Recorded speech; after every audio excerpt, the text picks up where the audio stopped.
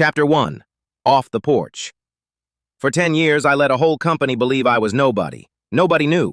That was the point. A cleaner's lanyard makes you invisible in a way a business card never does. The agents watch the buyer in the good coat, never the woman emptying the bins beside the listings. They will say anything in front of the girl wiping down the open house counter, because a cleaner is a fixture that empties ashtrays. I learned more about who Blackmore really was in 10 years of mopping their sales floors than I learned in 12 years of every lease they ever slid across a counter and told me to sign fast and never read twice. This morning at the showing on Merriman Street, the star agent looked straight through me, through all of us waiting on the step, and said, "This neighborhood isn't for people like you. Go on now, off the porch." I wiped the counter exactly clean. In a day and a half, they were going to gather the whole block in the square to meet the anonymous developer who had quietly bought the street out from under them. And the developer was me. I want you to understand what that morning looked like, because the counter I wiped was not a counter. It was a folding table with a linen skirt set up in the front parlor of the show unit at number 3 Merriman. And 48 hours before, I had watched 2 men in coveralls carry that same table out of a truck and set it down over floorboards my grandmother used to sweep. They had draped the whole parlor in dust sheets, white and ghostly, the way you drape furniture in a house where somebody has died. Under the sheets, the walls were being gutted. Over the front door, they had screwed a temporary sign, a rendering of glass towers where the corner store used to be, and beneath it a smaller printed card that read, "Welcome home." Fresh paint over old paint.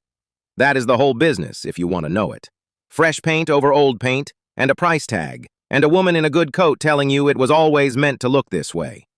Brooke Winslow wore the good coat. Camel, belted, the kind of coat that costs what a family on this block used to pay in rent for half a year. She came up the steps at 9 sharp with Celeste Miller 2 paces behind her, carrying the tablet and the lockbox codes.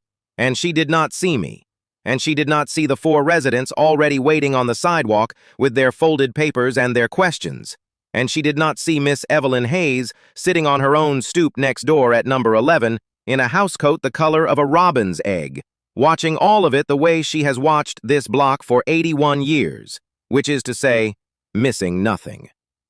"This is a private showing," Brooke said to the sidewalk, to the folded papers, to the questions. "By appointment." And then, because one of the men had a work boot on the bottom step and a lease renewal in his hand, she said the rest of it. "This neighborhood isn't for people like you. Go on now, off the porch." Off the porch. I have a place in my head where I keep sentences like that. It is not a grudge. A grudge is loud, and a grudge gets you nothing. It is a ledger. 2 columns and only 2 grades in it, and I have been keeping it my whole adult life. Pass, fail.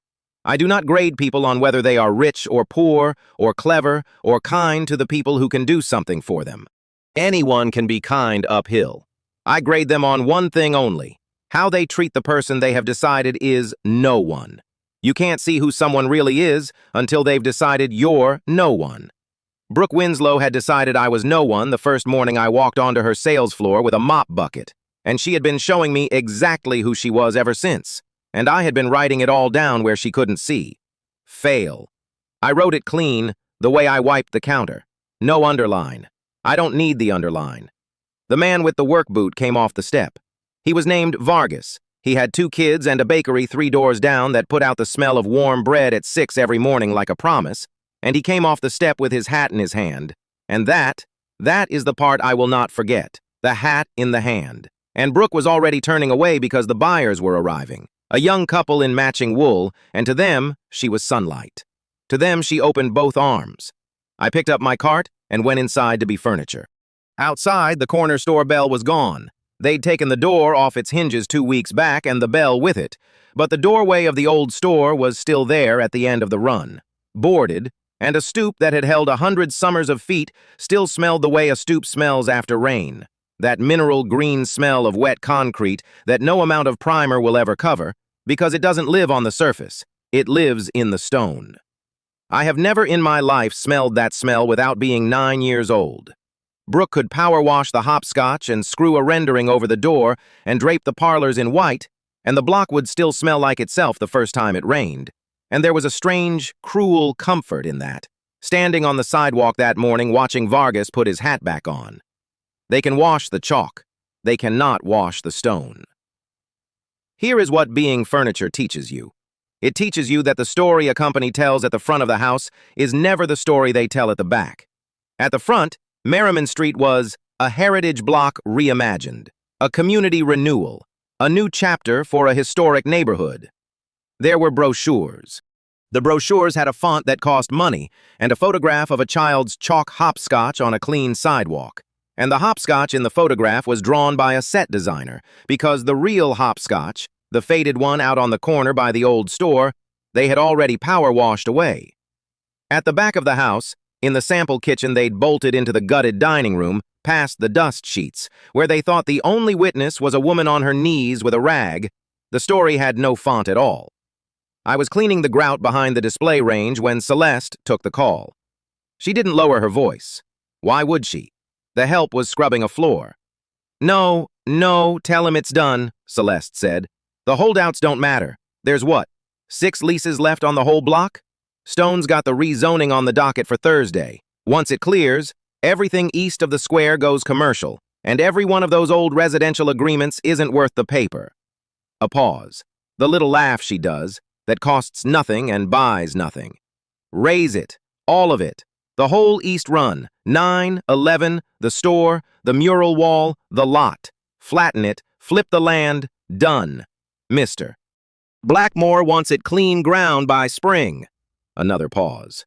The groundbreaking staged for the day after tomorrow, 9 a.m. in the square. Brooke hosts.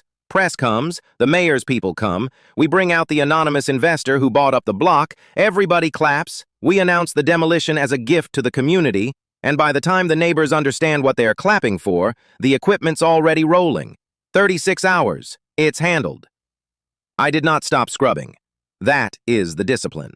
When the thing you have waited 10 years to hear finally gets said out loud 4 feet from your head, you do not stop scrubbing. Because the scrubbing is the reason they set it in front of you. You keep your hands moving and you let the words drop into you one at a time like coins into a well, and you count them going down. 9. 11. The store. The mural wall. She finished the call and looked down at me on my knees with the rag and the grout, and she said, "You missed a spot." I hadn't. There was no spot. She said it the way some people say the time of day, just to hear a small person be smaller. Then Brooke's voice came from the front. "Celeste, the wool couple want to talk numbers." And Celeste went heels quick on the plywood subfloor and left me with the well and the coins still dropping. 9. I have a rule about that number, and I was not going to break it on the floor of a sample kitchen with Celeste Miller 3 feet away, so I will only tell you this much for now. I know that block the way you know the inside of your own mouth. I know which stair on the number 9 stoop gives under your heel, and I know the exact place on the end wall where the plaster goes soft with old damp, behind the mural, low down, where a child could pick at it. I know that the hand-painted 9 on the doorframe of that house was not stenciled. It was painted freehand, by a hand that shook a little near the bottom of the curve. And I know whose hand. And I know that under 3 coats of Blackmore's fresh gray paint, that shaking 9 is still there, waiting, the way things wait under paint. This block took everything from me once. I let it, because I was a child. You do not get to be a child twice, and you do not get to let it twice. Raise the mural wall. She said it the way you'd say raise a fence. You find out what a place is really worth at night, when the sales office is dark and the only ones left are the people who call it home. I stayed late. I always stay late. The night cleaning is the cover, and the night is when the block comes back to itself. By 7, the agents were gone. The lockboxes clicked shut over the door handles, one by one down the row. That small, hard click, metal on metal, the sound of a house being told it belongs to nobody tonight.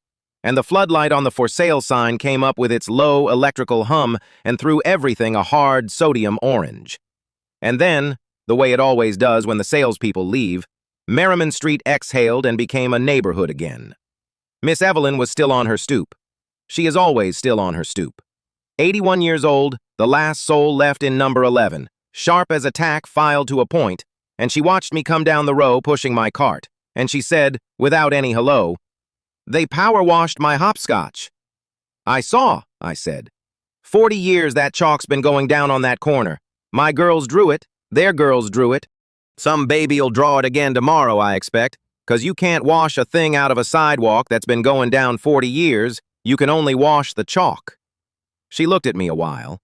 Miss Evelyn looks at you the way my grandmother used to, like she's reading something written on the back of your skull. You clean for them people? I clean the show units. She let that sit. You clean 'em real good. I watch you go home last on the block most nights, later in the ones that live here. A pause I could have driven a truck through. Funny thing, a cleaning lady loving a street this much, standing out here in the cold looking at a mural wall like it's gonna talk to you. I did not answer that. There are moments the whole thing could come apart in, and that was one of them. An old woman on a stoop who has been reading faces since before I was born, and I turned it the only way I know how, which is toward the other person. How long you had this stoop, Miss Evelyn? Since before your daddy was a gleam, she said, and cackled. And I let her think she'd won, because letting people think they've won is 9/10 of being invisible. And being invisible was the only thing that had ever worked for me. But she wasn't finished with the mural wall.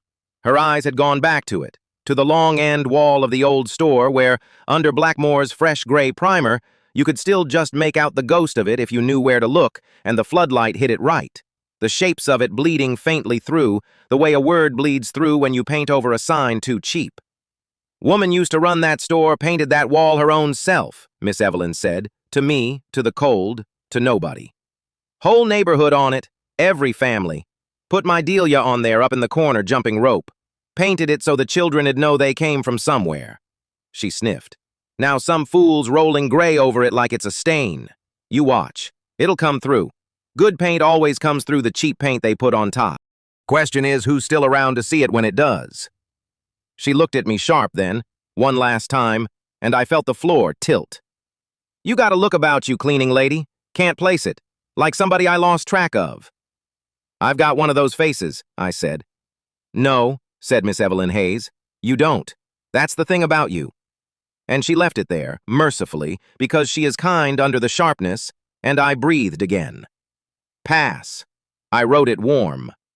Miss Evelyn Hayes, last light on the East Run, keeper of the hopscotch and the stoop and the block's whole memory. Pass. In ink that doesn't wash out. It was full dark when the young man came, and I almost missed him because he came the way the residents come, on foot, quiet, in from the shadow between the floodlights with a canvas bag over his shoulder and a stack of paper under his arm. Caleb Vance. I knew his name before he ever said it to me, because I'd been reading his flyers out of the recycling bins for 3 weeks. Tenants meeting, Thursday. You have more rights than they want you to know. Printed cheap, folded by hand, the ink smudging where his thumb had held the fresh copies. Somebody kept throwing them in the show unit bins. He kept putting more out. He went up and down the East Run in the sodium light, and I watched him do a thing that told me everything. The kind of thing nobody was watching for, and nobody would ever grade but me. He didn't knock on the dark houses to canvas. He climbed Miss Evelyn's steps, and he sat down on the cold stone beside an 81-year-old woman in a robin's egg housecoat, and he listened to her for 20 minutes in the cold. He didn't hand her a flyer. He just sat and nodded and let her tell it. Then he took the corner of his own scarf and, when she wasn't looking, he tucked it around her feet where the housecoat left them bare. You can't fake that. You cannot fake the thing a person does when they think it goes into no ledger at all. Pass, I wrote, and I found I'd written it before he opened his mouth. When he came back down the row, he saw me, really saw me, met my eyes, said, "Evening," like I was a person and not a fixture, and then he stopped, and something crossed his face, and he came back. "You work for the developer," he said. "Not unkind. Careful." "I clean the show units." "Right." He looked at me the way you look at a door you're not sure you should knock on. He was young, younger than the fight in his face, older than the smudge on his thumb. "You hear things, I bet, in there, after hours." He didn't finish it. To his credit, he didn't try to buy me with it either. He just said, "There's a meeting Thursday. Whatever side you're on. You'd be welcome. Everybody's welcome. That's kind of the point of the place." And he glanced down the dark East Run, at number 9, at number 11, at the mural wall going gray under Blackmore's primer, and his whole voice changed, went low and fierce and young. "They think it's just buildings. It's not just buildings. Every one of these stoops is somebody's whole life. You knock them down, you don't just take a house. You take the proof that anybody was ever here. He didn't know he was saying my sermon back to me. He didn't know he was standing 4 feet from the girl who'd learned that lesson on this exact concrete 20 years before he was old enough to organize anybody. He was just a young man in a cold street with a canvas bag, giving away for free the truest thing I knew to a woman he'd decided was too small to be dangerous. That is when I understood what they were going to do to him. Not because I'd overheard it yet, that came later. The smear, the manufactured filth, stone and sterling and the folder of lies, but because I have watched Blackmore work for 10 years and I know their instincts the way you know a dog's. A block full of tired, frightened people can be moved. A block full of tired, frightened people with one young man who won't be tired and won't be frightened cannot be moved. Not cleanly, not by Thursday. So the young man had to go first. He was the load-bearing wall. You always take out the load-bearing wall before you bring the house down, and you do it quietly, and you make it look like the house came down on its own.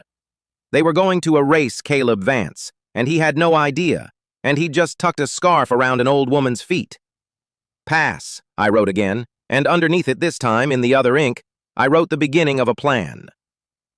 I did the show unit last, alone, after everyone had gone. I pulled the dust sheets off the front parlor of number 3 to clean under them, and I stood a while in the gutted room, in the smell of joint compound and cut lumber and the ghost of 100 years of other people's living that no primer has ever managed to cover. This had been a parlor. Somebody had been born in a room like this on this block and married out of one, and waked their dead in one, and a company with a good font was going to reduce all of it to clean ground by spring and call it a gift. I know a woman who kept a folder no one is allowed to open. In it are the deeds, old ones, thin as onion skin, the ink brown with age, each one bought back quiet and separate through a name that means nothing to anyone at Blackmore. Cornerstone.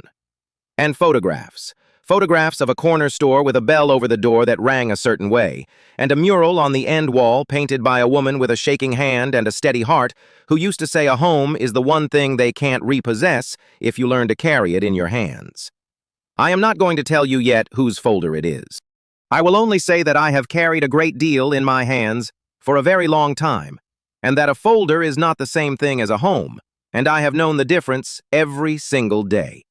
I rehung the dust sheets. I wiped the counter, the folding table with the linen skirt exactly clean, one more time, for nobody.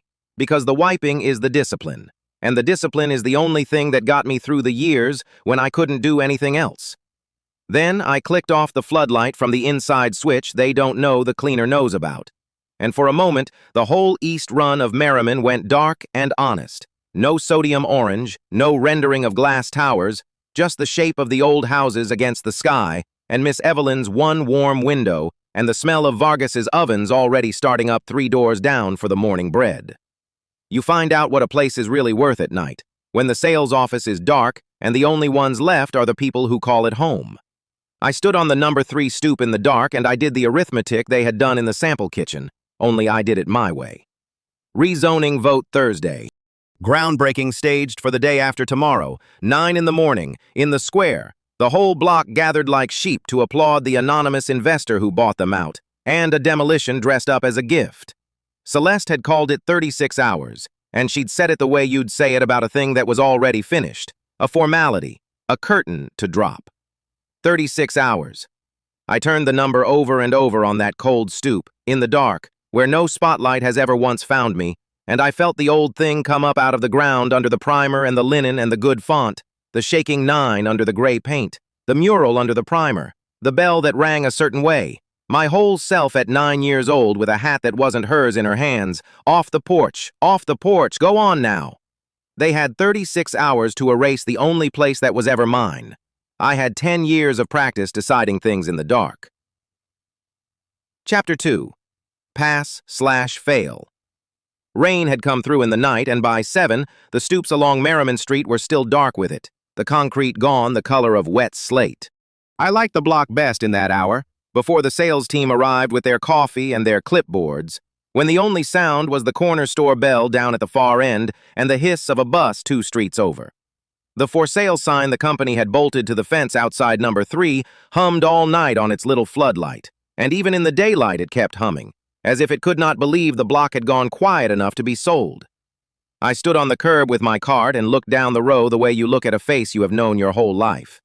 The bakery 2 doors from the corner had its shutters half up. Someone inside was already turning out the first trays, and the warm bread smell reached me before the door did. Chalk hopscotch, faded to almost nothing, still showed on the pavement outside number 7 where a girl had drawn it a month ago, and the rain kept trying to take it. On the end wall, above the alley, the mural my grandmother had painted a lifetime ago held its ground under a gray sky, the river of blue, the 2 hands cupped around a small yellow house, the words along the bottom worn down to ghosts. Nobody on the sales team ever looked at it. To them, it was a wall that would come down with the rest. I had a habit I did not talk about. I graded people. Not out loud, not on paper, in the quiet back room of my own head, the only place that was still entirely mine. Pass or fail. I did not grade them on their manners at the closing table or the width of their smiles for the cameras. I graded them on one thing: how they treated the people who could do nothing for them. The old woman on the step, the kid with the chalk, the man emptying the bins. You find out what a person is worth the same way you find out what a place is worth. At night, when the sales office is dark and the only ones left are the people who call it home. I had been keeping these grades for 10 years, and the ledger was nearly full. That morning, I had a lot to grade. The showing at number 5 opened at 9, and the company did them like theater now. A staging crew had gutted the parlor of the old Ferreira place and dressed it as a sample kitchen, an island the size of a rowboat, brass fixtures nobody who had ever lived on Merriman could afford, a bowl of lemons that would be thrown out at the end of the day because they were not for eating, only for looking rich. Dust sheets came off the good furniture. The click of a lockbox, over and over, as the agents let themselves in and out. I moved through it in my tabard with my cloth and my spray, a fixture that emptied ashtrays, and I watched. Caleb Vance came by at 8:30, before any of them. He did not know I was watching. That was the whole point of watching. He came up the block with a milk crate of folded flyers under one arm and a roll of blue tape in his fist, and he went door to door on the holdout side of the street. Number 9, number 11, number 13, the 4 or 5 houses whose people had not signed and would not sign, taping a single sheet at each door where a person would see it and a passing agent might miss it. I read one later off Miss Evelyn's door. It was a schedule. Times, in his careful block letters. A tenants' meeting Thursday at the church hall. A phone number that was his own. A line at the bottom that said, "You do not have to leave. You do not have to face this alone. Bring a neighbor." He straightened Miss Evelyn's mat while he was at it, lifted a fallen planter back onto her rail, and wiped the dirt off with his sleeve. Nobody paid him to do that. Nobody saw him do it but me, and I was not supposed to count.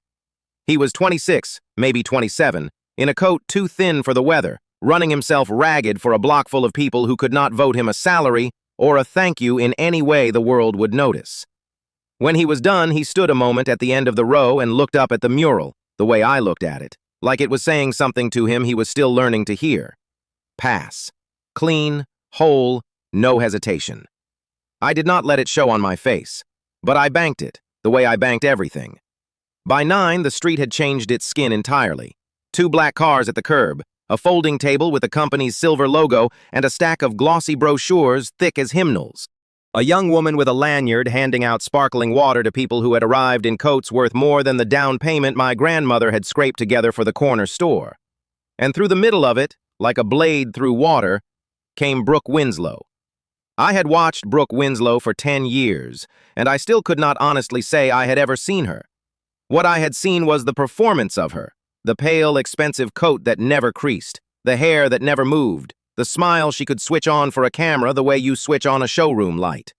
She was the face of the sales floor, the star, the one whose name went on the signs. The press loved her. She gave them a story every time. Struggling neighborhoods reborn, communities revitalized, families given a fresh start. She said the word community the way other people set a price. She swept up onto the step of number 5 and turned to the little cluster of reporters and buyers as if she had just now noticed them and was delighted. "You are standing," she said, "on the future." They laughed the small, warm laugh of people who liked being told they were early to something. She walked them through the sample kitchen with one hand out, palm up, presenting. She talked about light and flow and the character of the original architecture, which was a thing the company intended to knock flat within the week. She told them the neighborhood had good bones. She did not tell them whose bones. And then, because there is always a moment when the show meets the people the show is being staged over, she saw the holdouts. They had come out onto their stoops the way people do when strangers are tramping up and down their street. Miss Evelyn at number 11 with her arms folded on the rail, two of the Nwadike kids from number 13, an old man from the corner with a paper cup of the bakery's coffee. Just standing on their own steps, just being at home. Brooke's smile did not drop. It got worse. It went to a kind of patience you would use on a stain. "Go on inside now," she called to them, sweet as anything, loud enough for the reporters to hear it as charity. "You'll want to be somewhere warm. This isn't really for you." A beat, and then the line I had heard her say before, the line she had been saying to people like me for longer than she knew, in a voice like a door closing gently in your face. "This neighborhood isn't for people like you. Not anymore." Miss Evelyn did not move an inch. She was 81, and she had buried 2 husbands and outlasted 3 landlords, and she looked at Brooke Winslow the way you look at weather. But one of the Nwadike kids flushed and went inside, and the old man with the coffee set his cup down on the rail very carefully and turned his back. And something in the way he turned it, the dignity of a man refusing to let them see his face change, went into me like a nail. Fail. I wrote it in the dark room where I kept the ledger, and I underlined it. I have been that kid on the step. I have had a woman in a pale coat tell me a place I loved was not for people like me, and I have gone inside because I was small, and I believed her.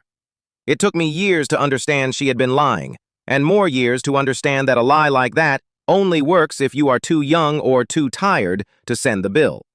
I was not young anymore. I was very rested, and I had spent a decade learning exactly where to send it. I wiped the counter, exactly clean. Around 10, the commissioner came. Victor Stone arrived the way important men arrive when they want to look like they just happened by. No fanfare, one aide, a handshake for everyone within reach. He was the city's development commissioner, the man whose signature turned a block of homes into a zoning line, and he wore his office like a good coat, easy and warm. He shook Miss Evelyn's hand. He crouched down to say something to the smaller Nwadike child that made the kid smile. He told a reporter with his hand on his heart that no decision about this neighborhood would be made without the neighborhood in the room. He was, in public, the most decent man on Merriman Street. Then Brooke drew him aside, past the sample kitchen, into the back parlor where the dust sheets were still on, and I followed with my cart because a woman with a cart can go anywhere and no one remembers she was there. I set to work on a windowsill that did not need it. 2 feet away, with their backs to me, they talked. "The board's fine," Stone said low, the warmth gone out of his voice the way heat goes out of a room when a door opens. "I've walked it through. We fast-tracked the rezoning at the special session. It clears before anyone can file to be heard, and the demolition permit's already conditional on it. 36 hours, you've got clean ground." "And the holdouts?" Brooke, flat. "There are no holdouts. There are late signers." He said it like a man reading a definition. "Once the parcel's rezoned, their homes aren't homes. They're non-conforming structures on land zoned for something better. Relocation assistance, a check, a bus fare of gratitude, and they're gone. The trick is to keep them from getting organized before the vote.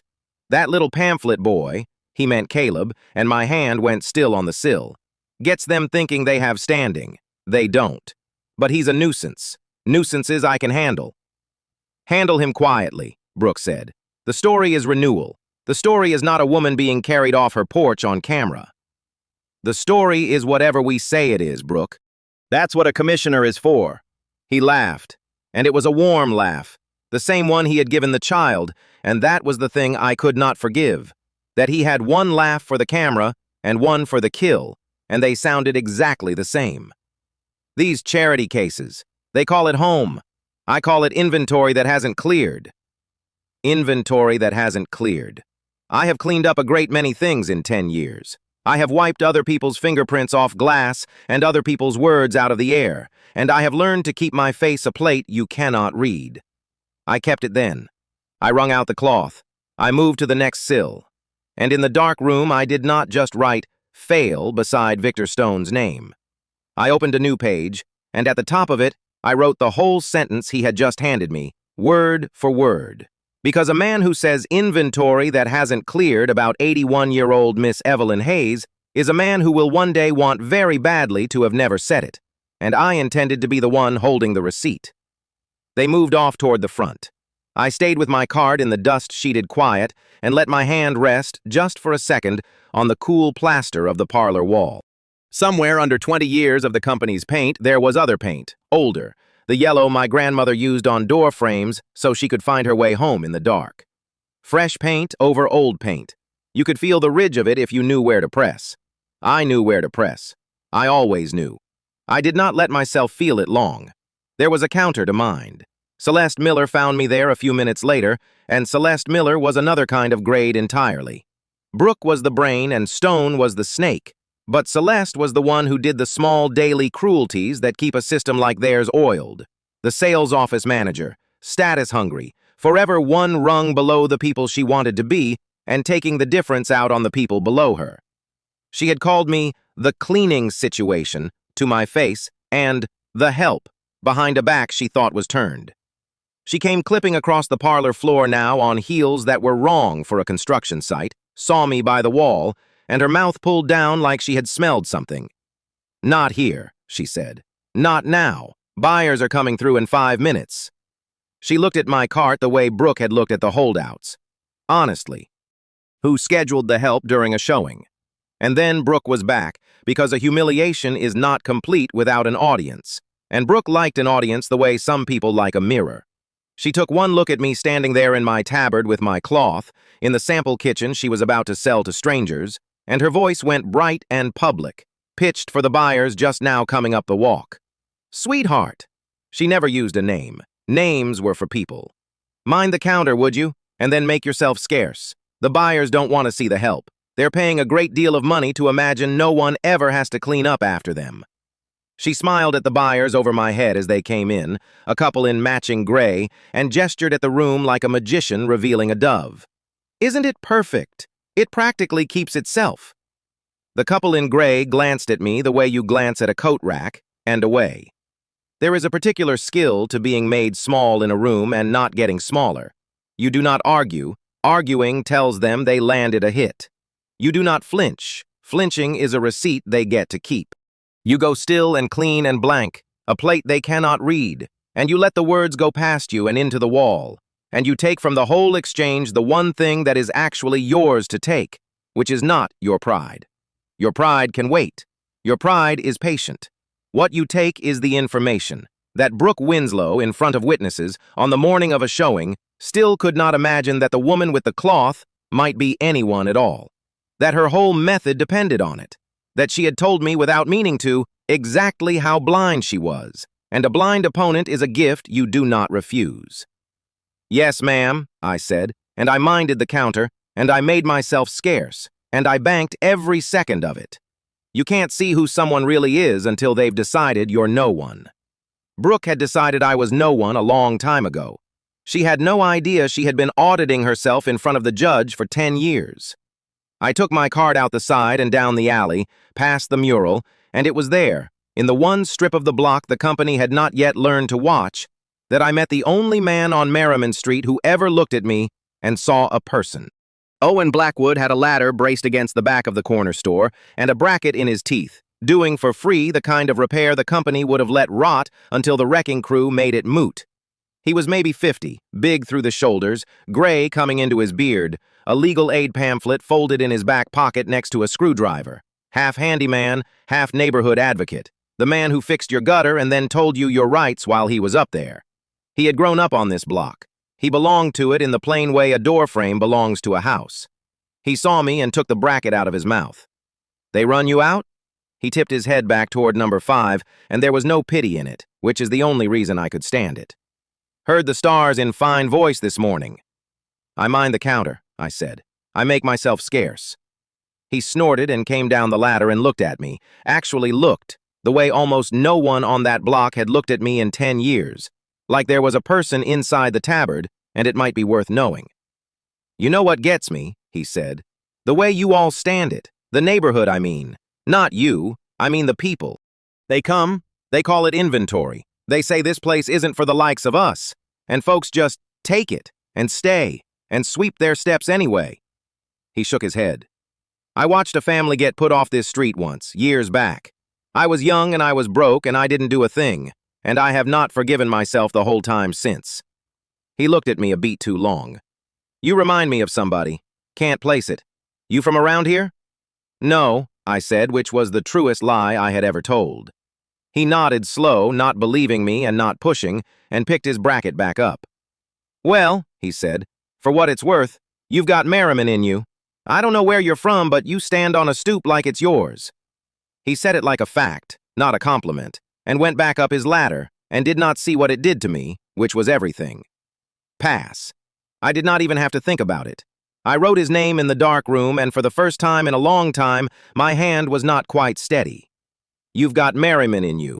I carried that all the way back through the alley, past the yellow ghost of my grandmother's paint, past the mural of the two hands and the little yellow house, out to the front where the show was still going, and the sign was still humming its disbelief. I stood on the curb again in the gray light, and looked down my whole known street, and I let myself for 1 minute feel exactly how much of it was true. That was when the last piece dropped, and it dropped by accident, the way the real pieces always do. I was loading my cart into the company van when Celeste came out on the step behind me, phone to her ear, thinking the alley was empty and the help was furniture. No, the whole parcel, she was saying. Every deed. The buyer wants it clean, no gaps, no leftovers, one owner of record before the vote. A pause. I don't know who the buyer is, it's some trust that's above my desk. But they've been quietly picking up parcels on this block for years. Years before we ever moved in. They already own half of it. Another pause and her voice dropped, put out. So the demolition's not even really ours. We're clearing the ground, and somebody else already holds the deed to most of what's under it. Fine. Above my desk. Just get it clean before Thursday. She went back inside. The door clicked. The sign hummed. I stood very still by the van with a folded dust sheet in my hands and let the shape of it come clear. They were raising Merriman Street to sell it, but the ground under it had already been bought, quietly, deed by deed, over years, by a trust nobody could see. Somebody had wanted this block cleared once, 20 years ago, and cleared it and let it rot. And now somebody wanted it again. Wanted it so badly they were buying the same handful of streets a second time, paying twice for ground they had already emptied of the people who called it home. I looked up at the mural, at the two hands, at the little yellow house they were cupping like something you carry so it can't be repossessed. Someone wanted this whole block gone badly enough to buy it twice. After 10 years of silence, I decided to make sure the second time went differently. Chapter 3, Number 9. The paint on the end wall of Number 9 was the first thing I ever loved that they took away. I was 9 years old the summer they came from Merriman Street. I remember it in pieces, the way you remember a burn, not the whole hand, just the exact place it went white. I remember the corner store bell over my grandmother's door, brass gone dull from 30 years of palms. I remember chalk hopscotch faded to ghosts on the pavement, and the smell of the stoop after rain. That mineral warmth that rose off the concrete like the block itself was breathing. I remember Naomi Emeka standing on a milk crate with a brush in her fist, painting the last bluebird into the mural on the end wall while the whole street watched. Because on Merriman, a woman painting a wall was an event, and everybody had an opinion, and everybody stayed for lemonade. That was the block, not a real estate parcel, a place where you were known. They tell you a neighborhood dies all at once, in a crash of machines. It doesn't. It dies the way a story does when someone decides to stop telling it. First, they change the name of it in their mouths. Ours became a condition, a situation, a blighted corridor slated for renewal. I heard those words years before I understood I was one of them, one of the conditions, one of the situations, one of the Merriman kids. The men who came were not loud at first. That was the thing nobody warns you about. They wore good coats. They carried clipboards, not crowbars.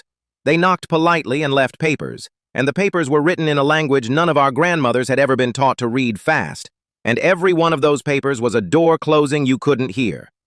The company was Blackmore. Edmund Blackmore, the father, the founder, the man whose name is chiseled over a lobby downtown that half the city walks past without knowing whose ground it stands on. I never met him. That was the point of a man like Edmund Blackmore. He never had to be in the room where he ruined you. He sent a face instead. He sent a young woman with a folder and a smile you could see from the far end of the street, a woman who wore her hair like a decision and her heels like a weapon on our old stone steps. She was maybe 25 that summer. She was beautiful, and she was good at it, and I have hated the sound of confident heels on stone ever since. She had a way of setting her shoes down on our steps, those worn stone steps that 100 years of feet had rounded soft, as if the stone were doing something to her, as if she were the one being inconvenienced by having to stand there at all. I watched grown men on my block, men who could carry a refrigerator up 4 flights, drop their eyes when she looked at them, because she had the one thing they had never been given and could not buy. And everybody on Merriman Street knew it on sight. She had standing. When she said a thing was so, a room agreed. Her name was Brooke Winslow. I want to be precise about her because for 20 years, I have watched people flatten a woman like Brooke into a cartoon, and I have watched her walk out of the cartoon every single time, untouched, because the truth about her is worse than the cartoon and harder to hold. She did not scream at us. She did not sneer, not at first. She stood in the middle of Merriman Street on a bright morning with a clipboard against her hip, and she talked to us, to the whole block gathered on their stoops, the way a nurse talks to a room she has already decided is terminal. "I know this is hard," she said. "I know this is home, but the city has declared this block unsafe, and the truth is, these buildings have not been properly maintained." A pause, warm, professional. "Some of you haven't held current leases in years. Some of you have never held one at all." Her eyes moved over us, gentle, and landed nowhere, which was its own kind of cruelty. "There's help available for people in your situation, relocation assistance. But we all have to be realistic about what this neighborhood can be and what it can't."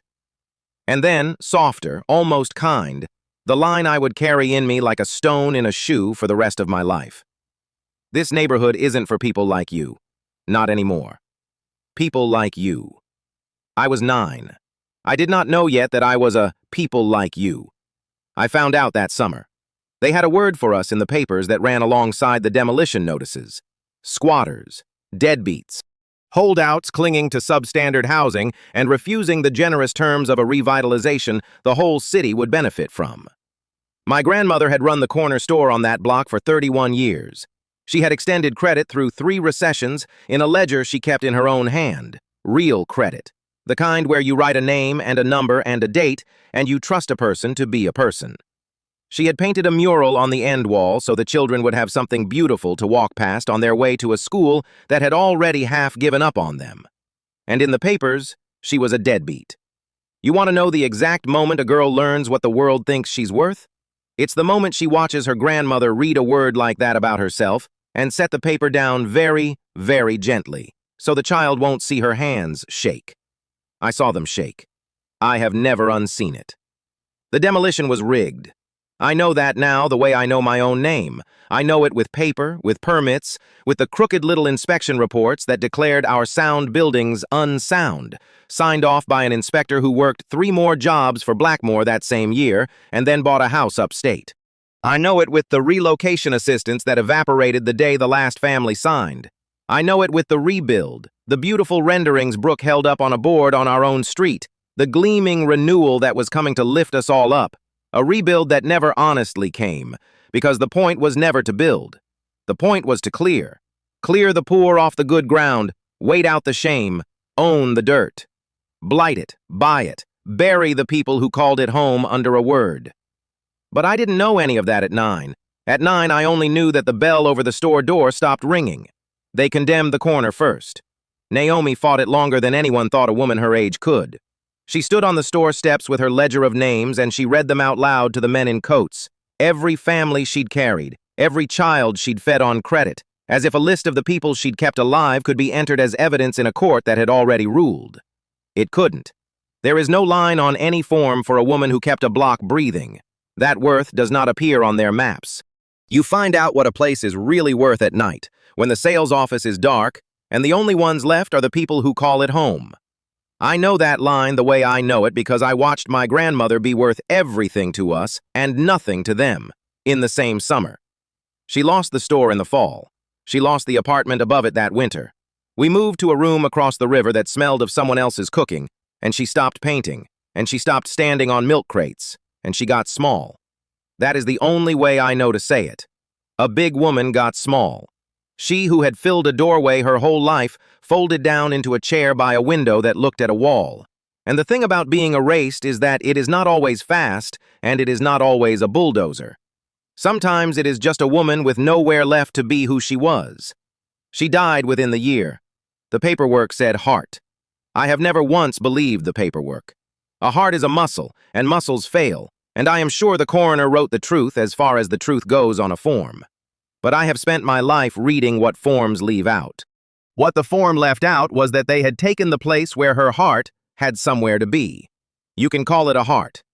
I call it a woman who was told, at the end of a long, good life of keeping a street alive, that she was a deadbeat squatting on land that mattered more than she did, and who believed, for the first time in her whole stubborn life, that maybe they were right. That is what killed her. The believing. That is the thing I have spent 20 years making sure I would never do. Before she went, she gave me the only inheritance I have ever actually kept. Not money, there wasn't any. She had me sit on the edge of the bed and she took my 2 hands in her 2 hands, and they weren't shaking anymore, they were just tired. And she said the thing I have built an entire secret life on top of. She said, Zola, listen to me. They can take the building. They took the building. They can take the store and the street and the name off the door. She turned my hands over, palms up, like she was setting something down in them. But a home is the one thing they can't repossess if you learn to carry it in your hands. You hear me? You carry it.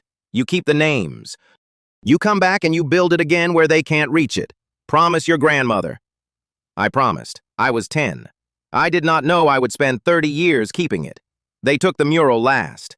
I want to tell you they at least had the decency to leave it standing, that one blue bird, that painted proof a woman had been here and had loved the children of a poor street enough to give them something to look at. They didn't. I stood across the road on the day the end wall came down. They let a crowd watch. They always let a crowd watch. It's part of the theater of it. And I watched my grandmother's birds turn to dust and rebar in about 90 seconds. And I watched a young Brooke Winslow check something off on her clipboard and turn to smile at a photographer. And I understood, at 10 years old, the exact machinery of the world. It was this. There are people who get to write the words, and people who get written about. There are people who hold the deed, and people who hold the door. And the difference between them is not goodness, and it is not deserving, and it is not even money, exactly. It is standing. It is whether when you say, this is mine, a room full of men in coats agrees, or laughs, or doesn't even look up.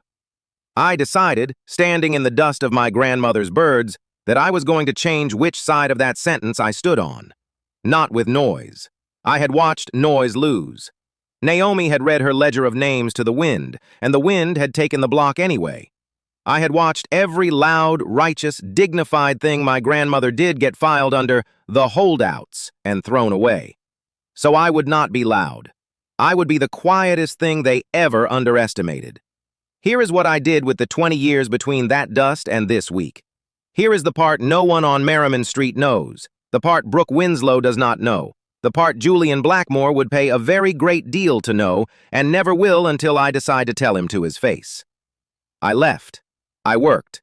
I will not bore you with the climb. It was long and it was cold, and I did most of it alone. And the only warm thing I carried up it was a promise made by a 10-year-old to a dying woman about a wall of painted birds. I learned their language, the fast-signed papers, the shell entities, the way a deed moves, the way land is bought so quietly that the people living on it never feel the ground change hands beneath their feet. I learned it the way a person learns the grammar of the thing that killed her family. Thoroughly, without mercy for my own exhaustion. And when I finally had enough, not enough to be safe, I have never once felt safe, but enough to move. I did not buy a house. I did not buy a car worth talking about. I built a thing with no face on it, a trust whose principle is sealed, whose name I chose myself one night alone with a legal pad, thinking of a dying woman turning my hands palms up. cornerstone. Because that is what she was. Because that is what a home is, not the tower where the money looks, but the stone they set the whole thing on and then forget, the one at the corner, the one that holds. I named it for her without ever writing her name, which is the whole art of what I do, to be everywhere in a thing and nowhere on the paper. And then, deed by deed, year by year, so slowly that Blackmore's own analysts logged it as fragmented small investor interest, non-strategic, I bought Merriman Street back. Not all at once. Never all at once. All at once is how you get noticed, and getting noticed is how you lose. A vacant lot here. A tax lien there. A tired landlord's building nobody else wanted. Bought through an entity that led to an entity that led to a name that was not mine and belonged to no one. I bought the corner where the store had been. I bought the ground the end wall had stood on. I bought, over 11 patient years, the majority of the deeds on the block my grandmother died being called a deadbeat for loving. And I did it so quietly that the residents living there today do not know their landlord is the girl from number 9, and the company preparing to raise it does not know the ground is already, in the only way that finally counts, mine. I keep two things nothing on this earth will make me open in front of another person. The first is Naomi's original deed to the corner store, the real one, in her own name, the one they told her was worthless, which Cornerstone holds like a relic in a folder I have never once let out of my sight. The second is the photographs, the mural before they killed it. My grandmother on her milk crate, brush in her fist, mid-laugh. The block when it was a block, the names. I carry it in my hands. I promised. Now. You want to know why I never came back before this? Why I let 11 years pass owning the ground and never once put a face to it, never planted a flag, never walked back onto Merriman Street and said, out loud, it's mine now, we're safe. I have asked myself that at 3 in the morning more times than I will admit. The honest answer is not clean. Part of it was strategy. An anonymous majority holder is a fortress. A named one is a target. And I had learned young exactly how the men in coats destroy a target. Part of it was patience. I was building a wall one stone at a time, and a wall half built that announces itself gets kicked over. But part of it, the part I don't like, was that I wasn't finished grading them. Because owning the ground was never going to be enough for me. I could have quietly held Merriman forever, a landlord ghost, and let it be safe, and let it be dull, and let the wound scar over. Safe was available to me. I chose the other thing. I chose to go back and stand in the exact room where it was done, in a cleaner's tabard, invisible on purpose, and watch. I took a temp job on Blackmore's own sales floor, mopped the marble under the very renderings of the towers they meant to plant on my grandmother's grave, because I needed to know who they had become. Whether the machinery had changed hands and softened, or whether it was the same machine with a newer smile. Call it penance. Call it a vigil. I have called it both, on different nights. I was keeping watch over a block that couldn't know it was being watched over, doing the one thing my grandmother's generation was never allowed to do to the men in coats. I was grading them. 10 years of it. Every showing, every after-hours toast, every time one of them looked straight through me and said the quiet part out loud because a cleaner is furniture, and furniture has no ears. Pass. Fail. Door by door. A whole company being scored by the one person they were certain didn't count, filling a ledger they would have burned the building down to get their hands on. I told myself I was waiting for the right moment. The truth is closer to this. I was afraid that if I moved, I'd become the loud, righteous thing that loses. I'd become my grandmother on the store steps, reading names to the wind. So I stayed quiet one more year, and one more, grading, holding, carrying it in my hands, and I might have stayed quiet another 10. Then Blackmore came back for Merriman. That is what breaks a vigil, not new pain, but the old pain wearing the son's face. Edmund is gone. The lobby downtown keeps his name. But the machine has an heir, and the heir has decided to finish what the father started, at a scale the father never dreamed of. Not one block this time. Whole corridors. The same playbook. Blight it, shame it, clear it, flip it, run bigger and smoother and dressed as community renewal, with a groundbreaking staged in Merriman Square, where they will gather the very people they mean to displace and smile at them one more time. And there is a boy on my block now who reminds me so exactly of a girl I used to be that the first time I watched him work, I had to set down my card and put my hand flat against a cold wall.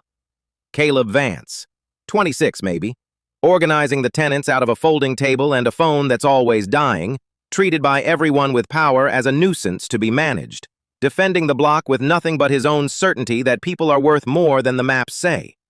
I watched him stand between a resident and an eviction notice, with only his body and the law and his own hot, unbending fury, and I saw myself at 10 in the dust of the birds, deciding. I have graded a great many people from behind a cleaner's cart over 10 years, and I have handed out very few passes, because a pass in my ledger is not for being kind when it's easy. It is for how a person behaves towards someone the whole room has decided is no one.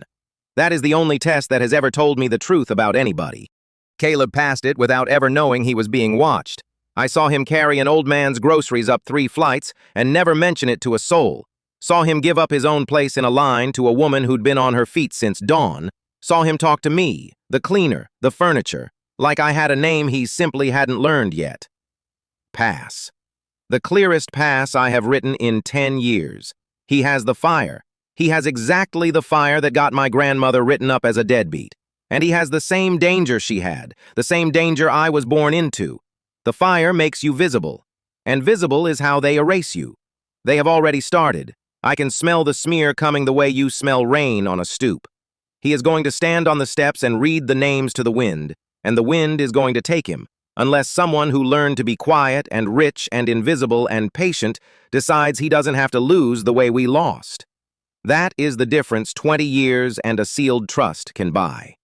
Caleb is young Zola reborn. Same fire, same danger of being erased. But this time the girl in the dust grew up and bought the ground out from under the men who lit the fire. This time there is someone in the room they turned into furniture.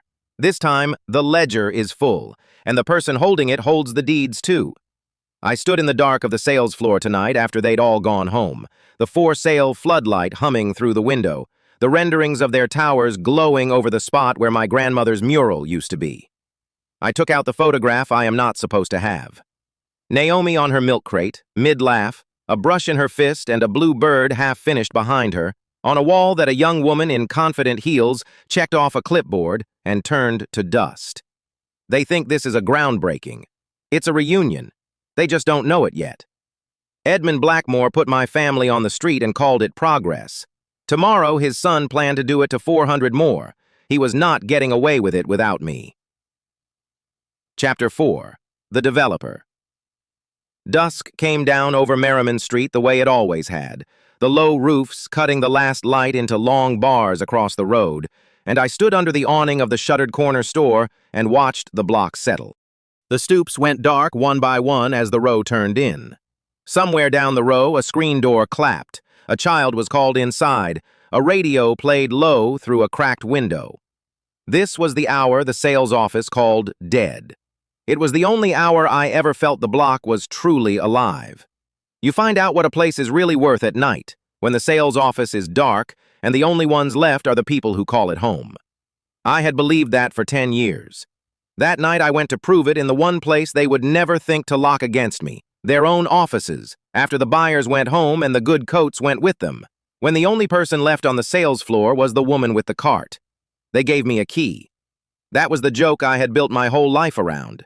You cannot rob a place blind if it hires you to keep it clean. Celeste Miller handed me the keys herself, 3 years ago, without looking at my face, the way you hand a mop to a mop. Do the floors, do the bins, don't touch the desks, she'd said. I did the floors, I did the bins, I read the desks like scripture. That was the superpower they never patented. Invisibility with total access. I had emptied the shredder bins on the nights they filled them fastest, before a vote, before a filing, before a story hit the paper, and learned that people who shred at 9 at night cannot survive their own paper trail in daylight. And I had learned the single most useful fact of my profession. The powerful leave their real plans on the table, not in the safe, on the table. Because the woman coming to tidy the table isn't a person to them. She's part of the furniture, like the lamp. You don't hide your secrets from the lamp. So I let myself in. 11:40 p.m. The Blackmore sales suite on the ground floor of the glass building 2 blocks off Merriman, all pale wood and warm gold light, and a scale model of the future under a plexiglass dome, lit from within like a reliquary. I had dusted that dome 100 times. That night I stopped and really looked at it. I had always assumed the model was Merriman. It was not Merriman. It was what they meant to put where Merriman had been. The little block was gone. My block. In its place stood 3 white towers, 40 stories of them, ground floor retail rendered in the tasteful non-color of money. No corner store, no end wall for a mural. There was a parking ramp where number 9 had been, and above it, on floor 11 of the North Tower, a signature residence with a private terrace. Someone would drink coffee in the morning on the exact air where my grandmother had once painted a wall and told me a home was the one thing they couldn't repossess. I stood there with my dust cloth and felt the old cold come up through me, steady as groundwater. And then I went to work, because feeling is a thing you can do later, in private, and I had a room to read before the timer on the lights ran out. The site plans were on the long table under the window, held down at the corners by 2 coffee cups and a stapler, left out for the help to tidy. I did not tidy them. I photographed them, page by page, with the cracked phone I kept for exactly this. And what I read was not a revitalization. It was a demolition dressed as a christening. The public story, the one on the banners, the one Brooks sold, the one Commissioner Victor Stone repeated at every ribbon cutting with his hand on his heart, was Merriman Renewal. A new chapter for a historic block. Affordable set-asides. A farmer's market. Words chosen by someone paid to make erasure sound like tenderness.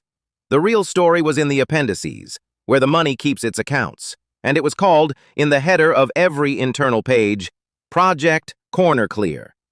I stood very still when I read that, because cornerstone was the word my grandmother had painted on the store awning in careful gold letters the year I was born.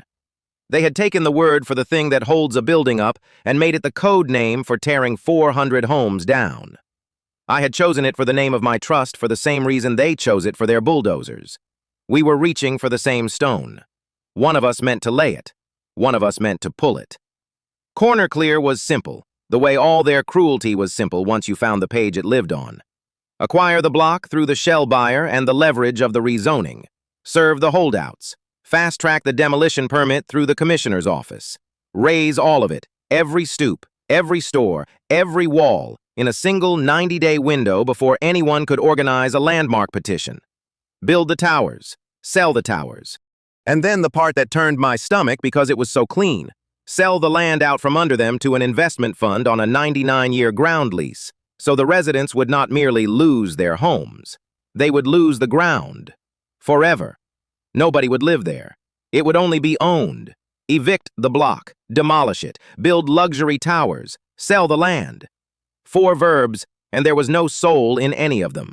And there, on the signature page of the Master Development Agreement, the page they had not shredded because they were proud of it, because it was the deal of their careers, was the name of the principal. The Blackmore Group. Managing member and principal, Julian Blackmore. I knew the name Blackmore the way you know a scar in the dark, but I did not know a Julian. The Blackmore who had cleared my block, who had put my family on the street and my grandmother in the ground within the year, was Edmund Blackmore. Edmund had done Merriman the first time, when I was 9, fronted by a young, glamorous agent named Brooke Winslow, telling the families on their own stoops that they were squatters and deadbeats, and the neighborhood wasn't for people like them. So who was Julian? I found him in the next folder marked Leadership, in a glossy brochure printed to court the fund. Julian Blackmore, chairman. And under his photograph, one line of a bio written to sound like legacy and reading to me like a confession. Continuing the vision his father Edmund began. The son, the heir.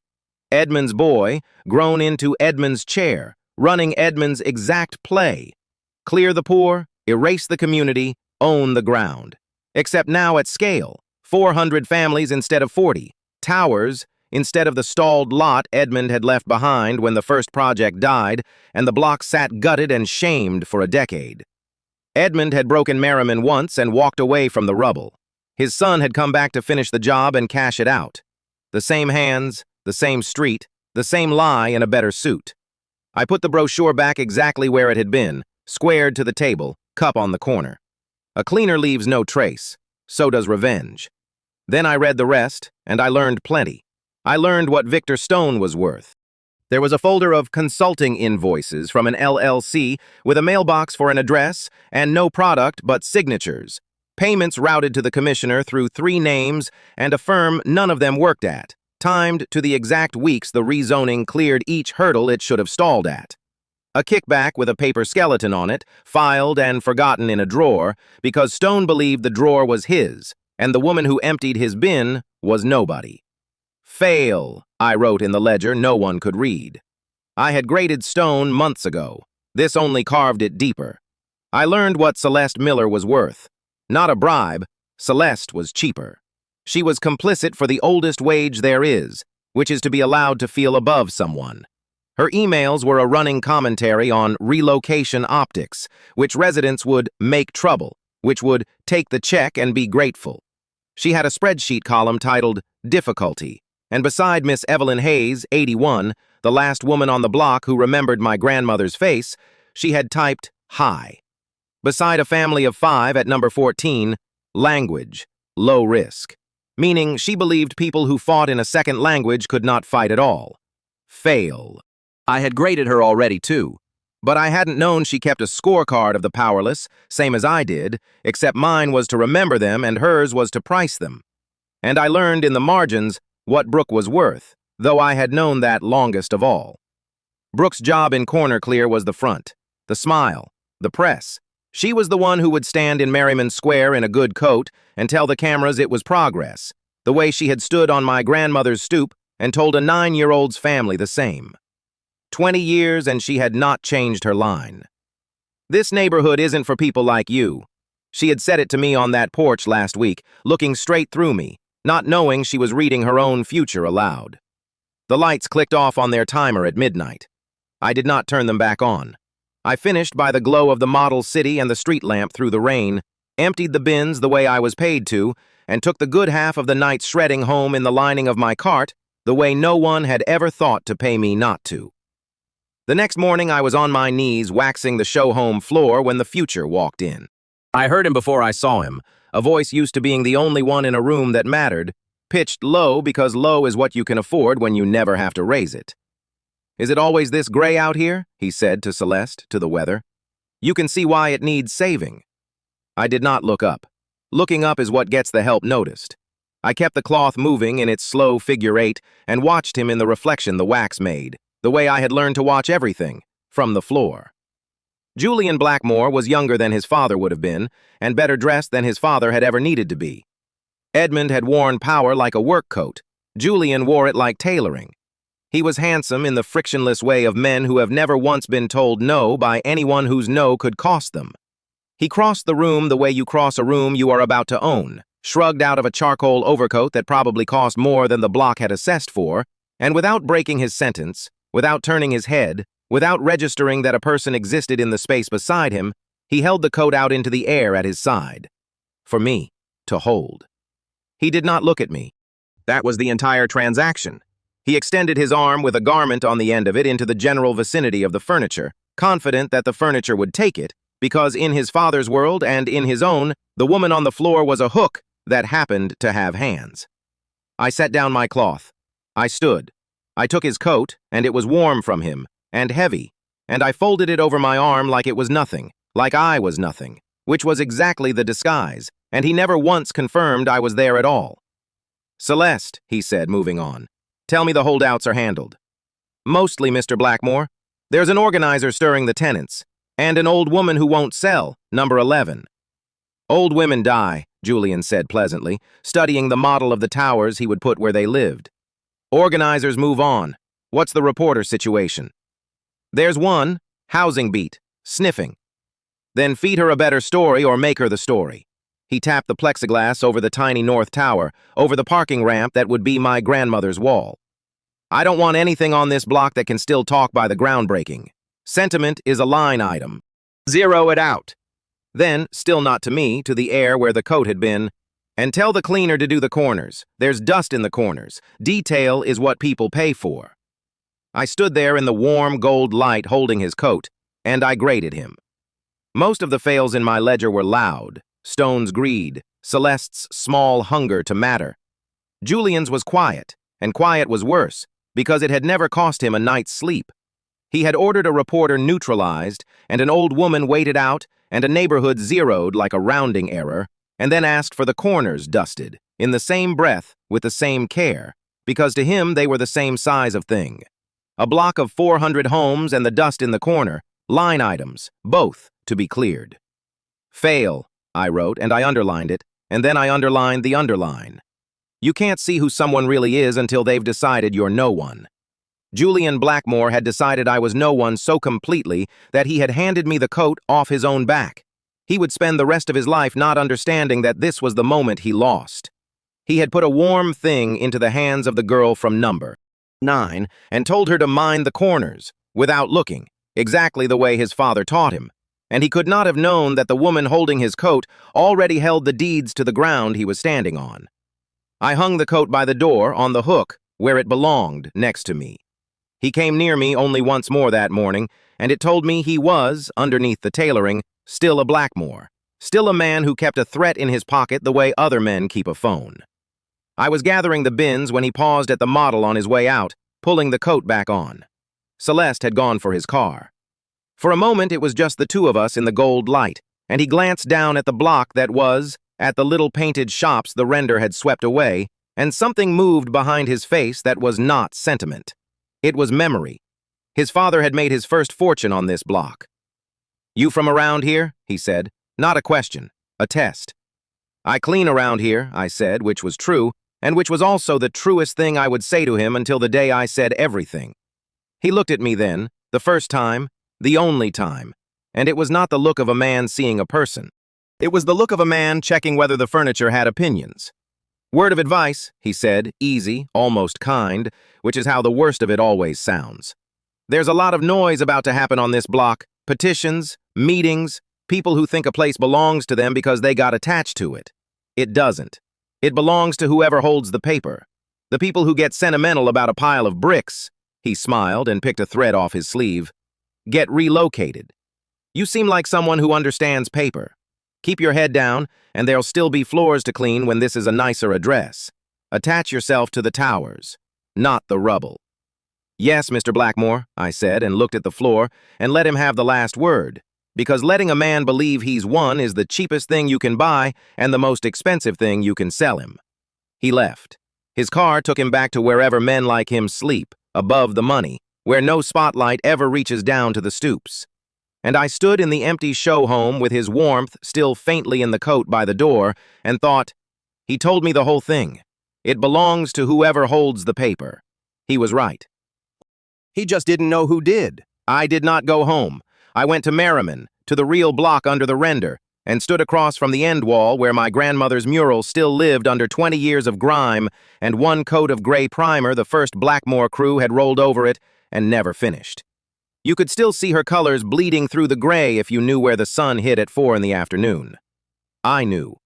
I had been quietly paying a man to keep the wall standing for 6 years, and no one knew why the cleaning lady cared so much about a condemned brick wall 2 blocks from a job that wasn't hers. The number 9 was still there too, painted by my grandmother's own hand on the doorframe of a house that no longer had a door. The 9 tilted a little the way it had been tilted my whole childhood, because she'd painted it holding me on her hip. I put 2 fingers on it. I did not let myself do more than that. Across the street, in the little triangle of concrete the block called the Square, Caleb Vance was setting up folding chairs in the drizzle. I watched him from the shadow of the awning. 26, maybe, soaked through, hauling chairs out of a hatchback that wasn't his, setting them in rows for a meeting the flyer on the lamppost promised for 7. Know your rights. Merriman stays.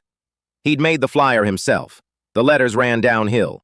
He straightened every chair as he said it, though the rain would knock them crooked in an hour, because he was the kind of young that still believes straight chairs matter, that showing up early matters, that if you just get the neighbors in the seats and tell them the truth will be enough. I had been that young once, on this exact concrete. It had not been enough. They had put my family on the street anyway and called it progress, and I had watched from a chair not so different from those, holding my grandmother's hand, learning the lesson Julian had just recited to me. It belongs to whoever holds the paper. Caleb didn't know that lesson yet, or he knew it and refused it, which is braver and gets you hurt worse. Pass, I wrote, and did not underline it, because with Caleb I didn't need to. Some grades you write once, and they stay. He was young me, reborn on the same street, with the same fire and the same soft, unguarded neck. And I knew, because I had read the appendices, because I had held the coat and heard the voice, exactly what a man like Julian Blackmore does to a young man setting straight chairs in the rain. Caleb was sentiment. Caleb was talk. Caleb was, in Celeste's column, difficulty high, and in Julian's ledger, a cost to be cleared like dust from a corner. They had already decided what he was. In the folders I'd photographed at midnight, there was a sterling memo titled Opposition Management, with a single bullet under Caleb's name that I now understood was not a note, but an intention. Find leverage, or manufacture it. They were going to come for the boy setting the chairs. They were going to invent a version of him ugly enough to make the block let go of him, and through him let go of itself, before the vote. To Julian Blackmore and every Blackmore before him, Caleb Vance was a problem to be removed, a thing that could still talk, and therefore a thing to be silenced, so the groundbreaking could proceed, and the towers could rise, and the ground could be sold out from under the living. To me, standing in the rain with 2 fingers still warm from my grandmother's crooked 9, Caleb Vance was the future, the rightful heir of this block. The proof that the fire they'd tried to stamp out on this corner 20 years ago had not gone out. It had only gone quiet, and waited, and come back young. They thought the boy was the danger. I knew the boy was the answer. Across the square, he set down the last chair, wiped the rain off it with his sleeve so the first neighbor wouldn't sit in a wet seat, stepped back to see his crooked rows straight in the drizzle, and for a second he smiled at them like they were already full. I pulled my cart around and started for home, doing the math I had been doing my whole life. They held the paper. I held more of it. They had 36 hours and a groundbreaking and a lie. I had 10 years of nights and a wall bleeding color through gray primer and a 9 painted on a doorframe by a woman they buried and never named. They were sure the organizer was a problem to remove. I was sure he was the man who'd inherit the block. One of us was about to be proven right. Chapter 5. The Smear. The corner store bell rang twice before 7, and both times it was someone bringing Caleb Vance coffee. I noticed that from the window of the Blackmore sales office across the street, a spray bottle in my hand and a lanyard around my neck, wiping a pane that was already clean. A boy of maybe 10 held the door for Miss Evelyn. A woman in scrubs on her way to a double touched Caleb's shoulder like you'd touch a fence post you trusted to hold. That was the block on an ordinary morning, the thing they had decided to break by noon. You could tell how much a man was loved by how many people fed him without being asked.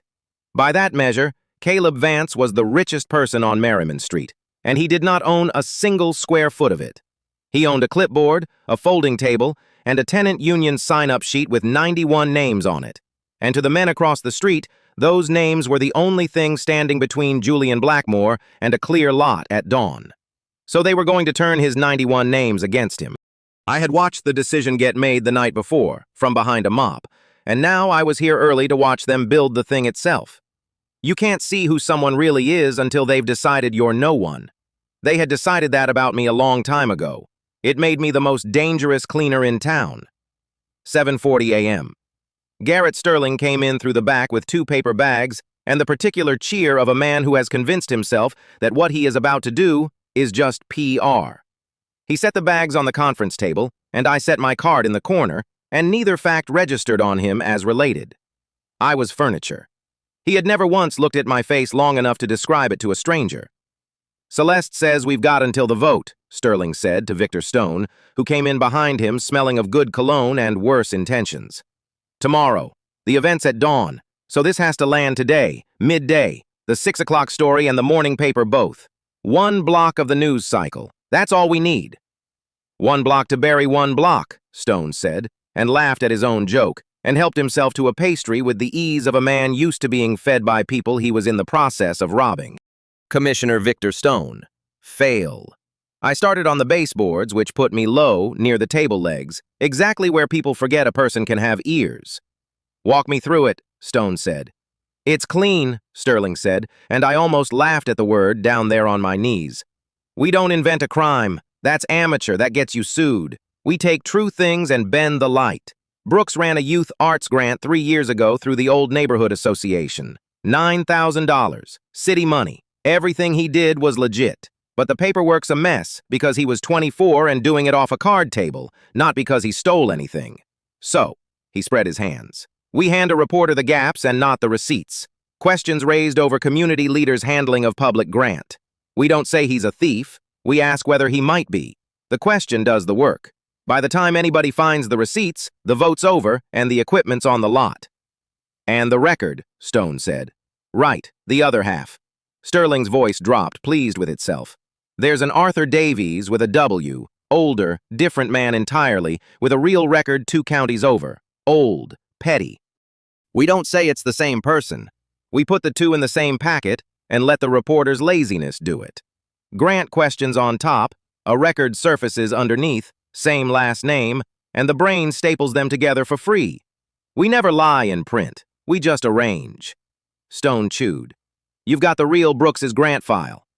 Celeste pulled the association's old folder. Originals. Sterling tapped a manila folder on the table.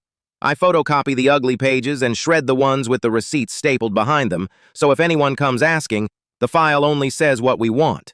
Then the copy set goes to the reporter, and the folder goes in the bin." I kept wiping. My hand did not change its speed.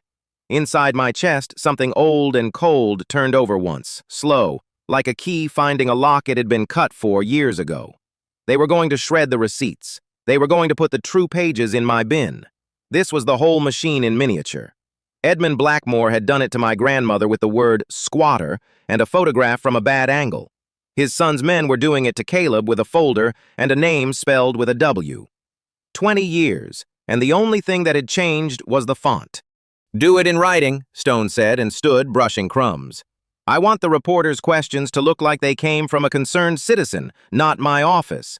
Email me the packet before it goes out. I'll tell you which parts are libel and which are journalism." And there it was. Email me the packet. I could have kissed the man. A frame built out loud in a room dies with the room.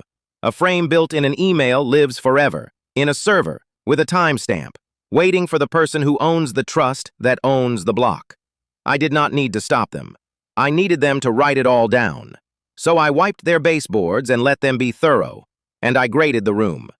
Garrett Sterling. Fail.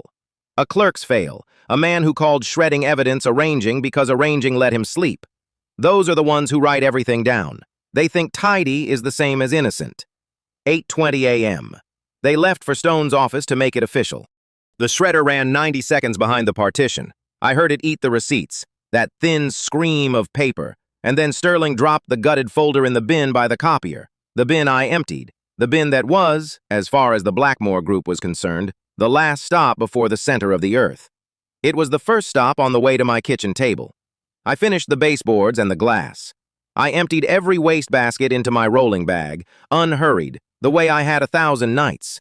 And when I got to the bin by the copier, I lifted the gutted folder out with the same 2 fingers I'd have used for a coffee cup.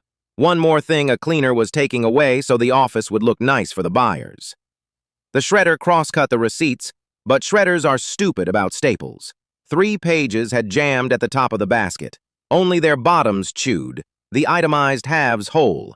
$9,000 accounted for in a boy's careful handwriting. Paint, $212. Snacks for the Saturday kids.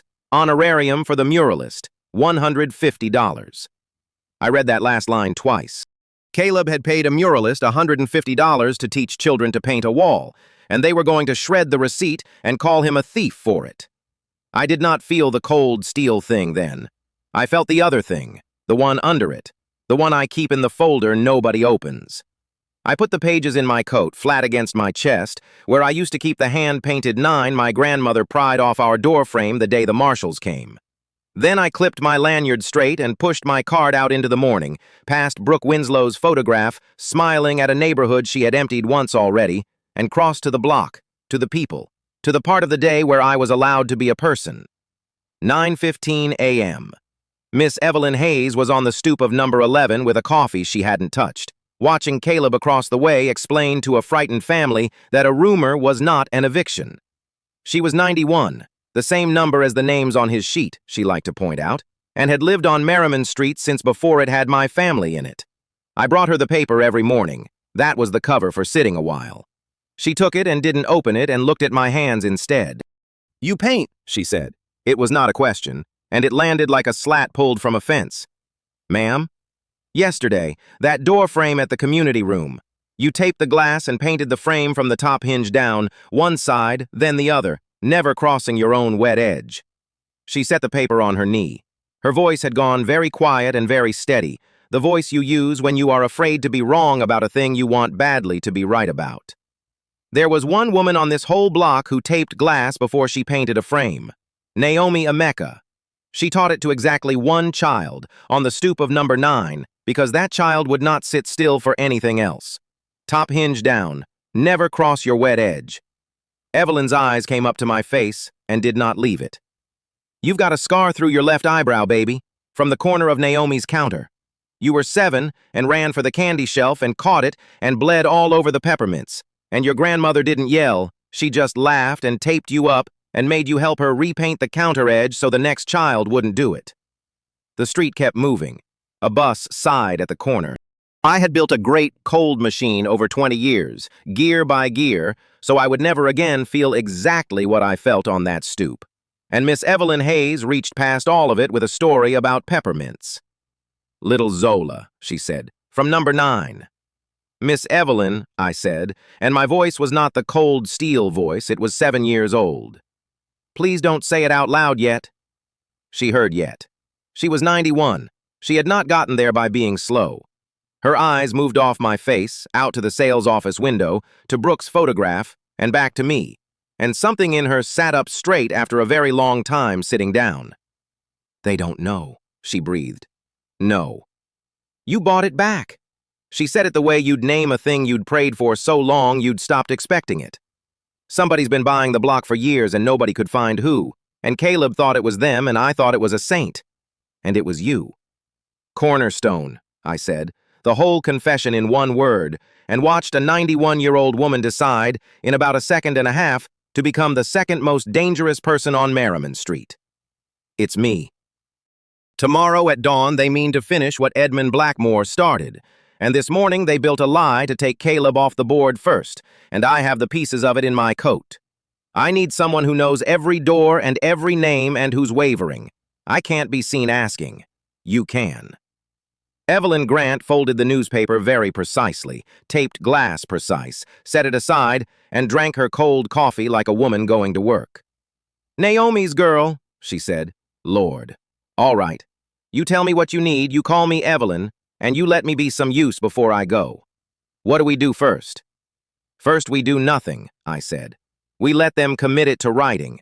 Then we do everything at once, in the square, in front of the cameras they invited. Until then, I need Caleb safe and not fighting the smear the wrong way, because they want him loud and cornered. Can you keep him from setting himself on fire for one more day?" "I've been keeping that boy from setting himself on fire since he was in short pants," she said. "Consider it done." That was the first hour I had a right hand. It felt like putting down half of something I'd carried alone so long, I only knew the weight by how my shoulder rose when it was gone. 11:40 a.m. The story landed at noon. Questions raised over community leaders' handling of public grant. And 3 paragraphs down, a sentence built like a trap. A search of county records shows an Arthur Davies with a prior record. It is unclear whether the two are the same individual. Sterling had told the truth in every word and lied with the whole. The comment sections did the stapling for free. By 1 o'clock, 2 of the 91 names had come to Caleb's table not with coffee, but with, "Is it true?" And Caleb, good, 27, idealistic Caleb, had made the mistake of looking gutted because he was. I could have handed him the receipts in my coat and ended his worst afternoon in 10 seconds. I didn't. It was the hardest professional thing I did in 10 years of hard professional things. I watched a good man take a beating I could have stopped and let it go on, because stopping it now would tip the villains that someone had the file, and they would build a quieter frame I couldn't reach. The noose had to be theirs, and complete.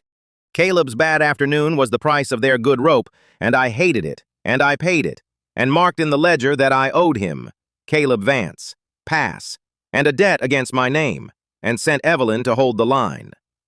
Guiding a noose is not the same as tying one, but it is not clean either.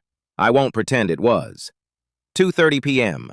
Owen Blackwood found me in the community room, where I'd gone to finish the door frame that had given me away, because a taped edge left half-painted is a loose thread, and I don't leave loose threads. He moved through a room touching a loose hinge, a lifting tile, cataloging what a place needed the way other men catalog what it's worth. Owen Blackwood fixed things. It was the whole of him. He'd grown up 3 doors from where we stood, and he was the one man on the block who talked to the cleaning lady like she had a headache and opinions. He picked up my brush, checked the edge, nodded like I'd passed a test, and started on the opposite jam, and we painted a while in the quiet. "They came for Brooks today," he said finally, not looking up. "The grant thing. It's garbage. I ran a legal aid clinic out of that same association. That grant was audited and clean. I'd stake my hand on it. They're not going after him because he did something. They're going after him because he's the only one who can count to 91. "I know," I said. "You always seem to know things," he said, no suspicion in it, only a kind of tired warmth. "You remind me of somebody. I keep meaning to figure out who, and I can't land it." I kept my brush moving, top hinge down. "Never cross your wet edge." He set his brush across the can and looked at the wall, not at me, the way men do when they're about to hand over something heavy. "Can I tell you a thing I don't tell people?" he said. It wasn't really a question. "There was a family on this block years ago. I was maybe 19, working demo for the same kind of outfit that's parked across the street now, because it was the only check going, and I didn't know, or let myself not know, which is worse, what the job actually was. And one of the addresses on the sheet was a house I knew. Good people. A grandmother ran the little store, kept half the block fed on credit she never called in. Painted the mural on the end wall with her own 2 hands. And I stood on the sidewalk with a dust mask around my neck and watched them put that family on the street, put their furniture on the curb, and call the grandmother a squatter to her face. And I was too young and too broke and too scared of losing the check to do one thing about it. I just stood there. And I've been fixing other people's houses for 20 years, and I think some part of me has been trying to fix that one. And you can't. Some houses you can't get back to." The brush had stopped. I made it move again. He had no idea. That was the whole of it. No idea he was telling the story of my grandmother to my grandmother's girl. No idea the family on the curb was the woman 2 feet away painting a door frame the way that grandmother had taught her. No idea the mural he mourned was the one I had spent a decade protecting from his old employer's wrecking ball. He was confessing to the one person alive who could have absolved or condemned him, and thought he was confessing to a stranger who reminded him of someone. Someone. "What was her name?" I asked. My voice came out level. I did not know how. "The grandmother? Okoye." He said it carefully, like a man handling a photograph he was afraid to smudge. "Naomi Emeka.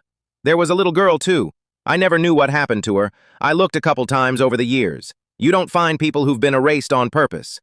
He picked his brush back up. "That's my confession. You've just got to face people tell the truth to." "You were 19, I said, "and broke, and scared." I taped my next edge.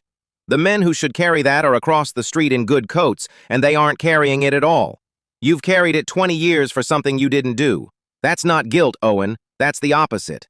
That's the thing that made you the only demo man who ever came back to fix the houses."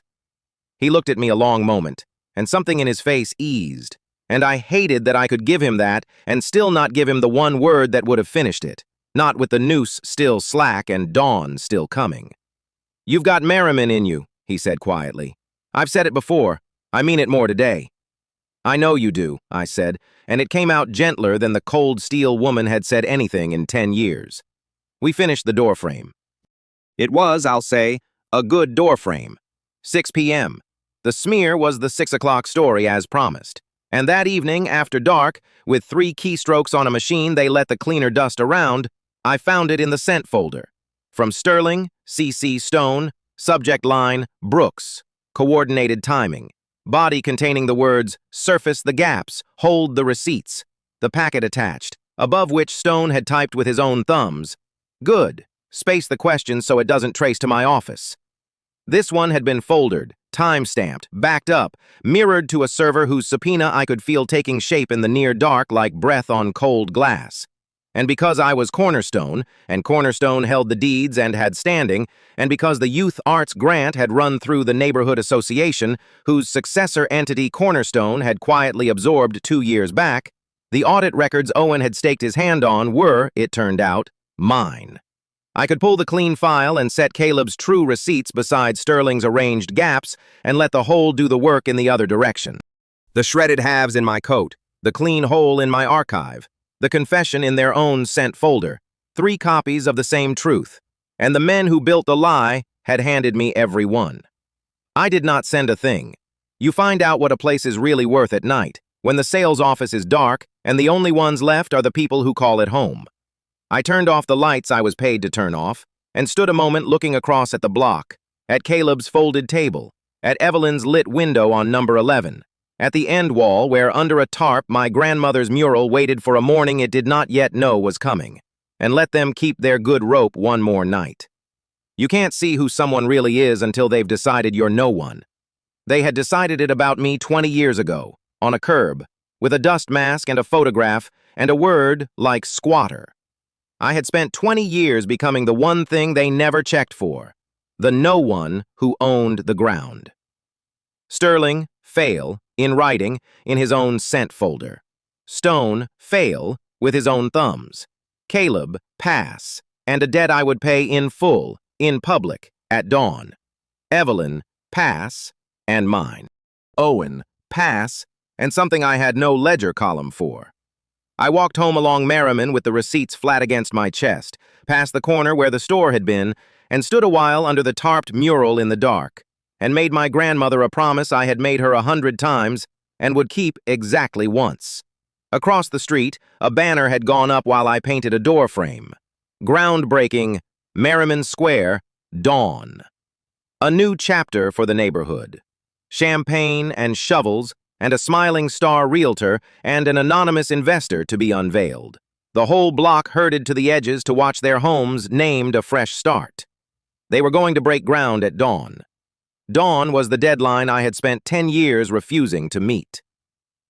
Chapter 6. The Last Light on the Block. The paper went up while the block slept. I walked Merriman Street a little after 1 in the morning, the way I'd walked it 1,000 nights, and every door wore a fresh white square under the porch light, taped crooked, curling at the corners where the glue hadn't taken. Notice of eviction. Notice to vacate. Final notice. Somebody had come through with a staple gun and left the whole street papered like a shop window before a closing sale. They fluttered against the doors like moths trying to get in out of the cold, and nobody inside had turned on a light yet, because nobody inside knew. I knew. I'd watched Garrett Sterling sign the delivery order the previous afternoon. At the counter, I'd wiped down 11,000 times, and I'd banked it the way I banked everything, flat, silent, filed. He handed the clipboard back to the courier without a glance at me, because I was the woman with the cart, and the woman with the cart is furniture that empties itself. I stood at the bottom of the stoop at number 9 and read the notice on my own front door. My old front door, the one my grandmother painted the color of a stewed plum 3 separate summers because she said a door was a face, and a face should look glad to see you. The paint under the paint was hers. The little hand-lettered 9 beside the frame was hers, tilted the way she always tilted her numbers, and above it someone had slapped a white square saying the occupants had 30 days to remove themselves, and the structure was slated for demolition pursuant to the approved redevelopment of the parcel. I did not tear it down. I have never torn down a piece of paper I could use later. I took a photograph instead, the flash catching the plum paint and the tilted 9 and the eviction notice all in one frame, the whole story in a single picture. The face my grandmother painted glad, and the paper they stapled over it in the dark. You find out what a place is really worth at night, when the sales office is dark and the only ones left are the people who call it home. I had built a life on that sentence. I was about to find out whether a white square and a staple gun were enough to move the people who called this place home. 1:40 a.m. The first light came on at number 11. Miss Evelyn, 81 and the lightest sleeper on the block, the last woman standing between the developers and an empty street, and she'd heard the staple gun the way an old sailor hears weather. Her porch bulb flickered awake, her door opened, and she stood there in a housecoat the color of a canary, holding the notice she'd pulled off her own door, reading it at arm's length because her glasses were still by the bed. "Little Zola!" she called out into the dark, not loud because she'd known for 2 days now who the woman on the sidewalk really was, and she'd kept it behind her teeth like the professional she was. "They came while we were sleeping." "They always do, Miss Evelyn," I said. "It's the only time they're brave."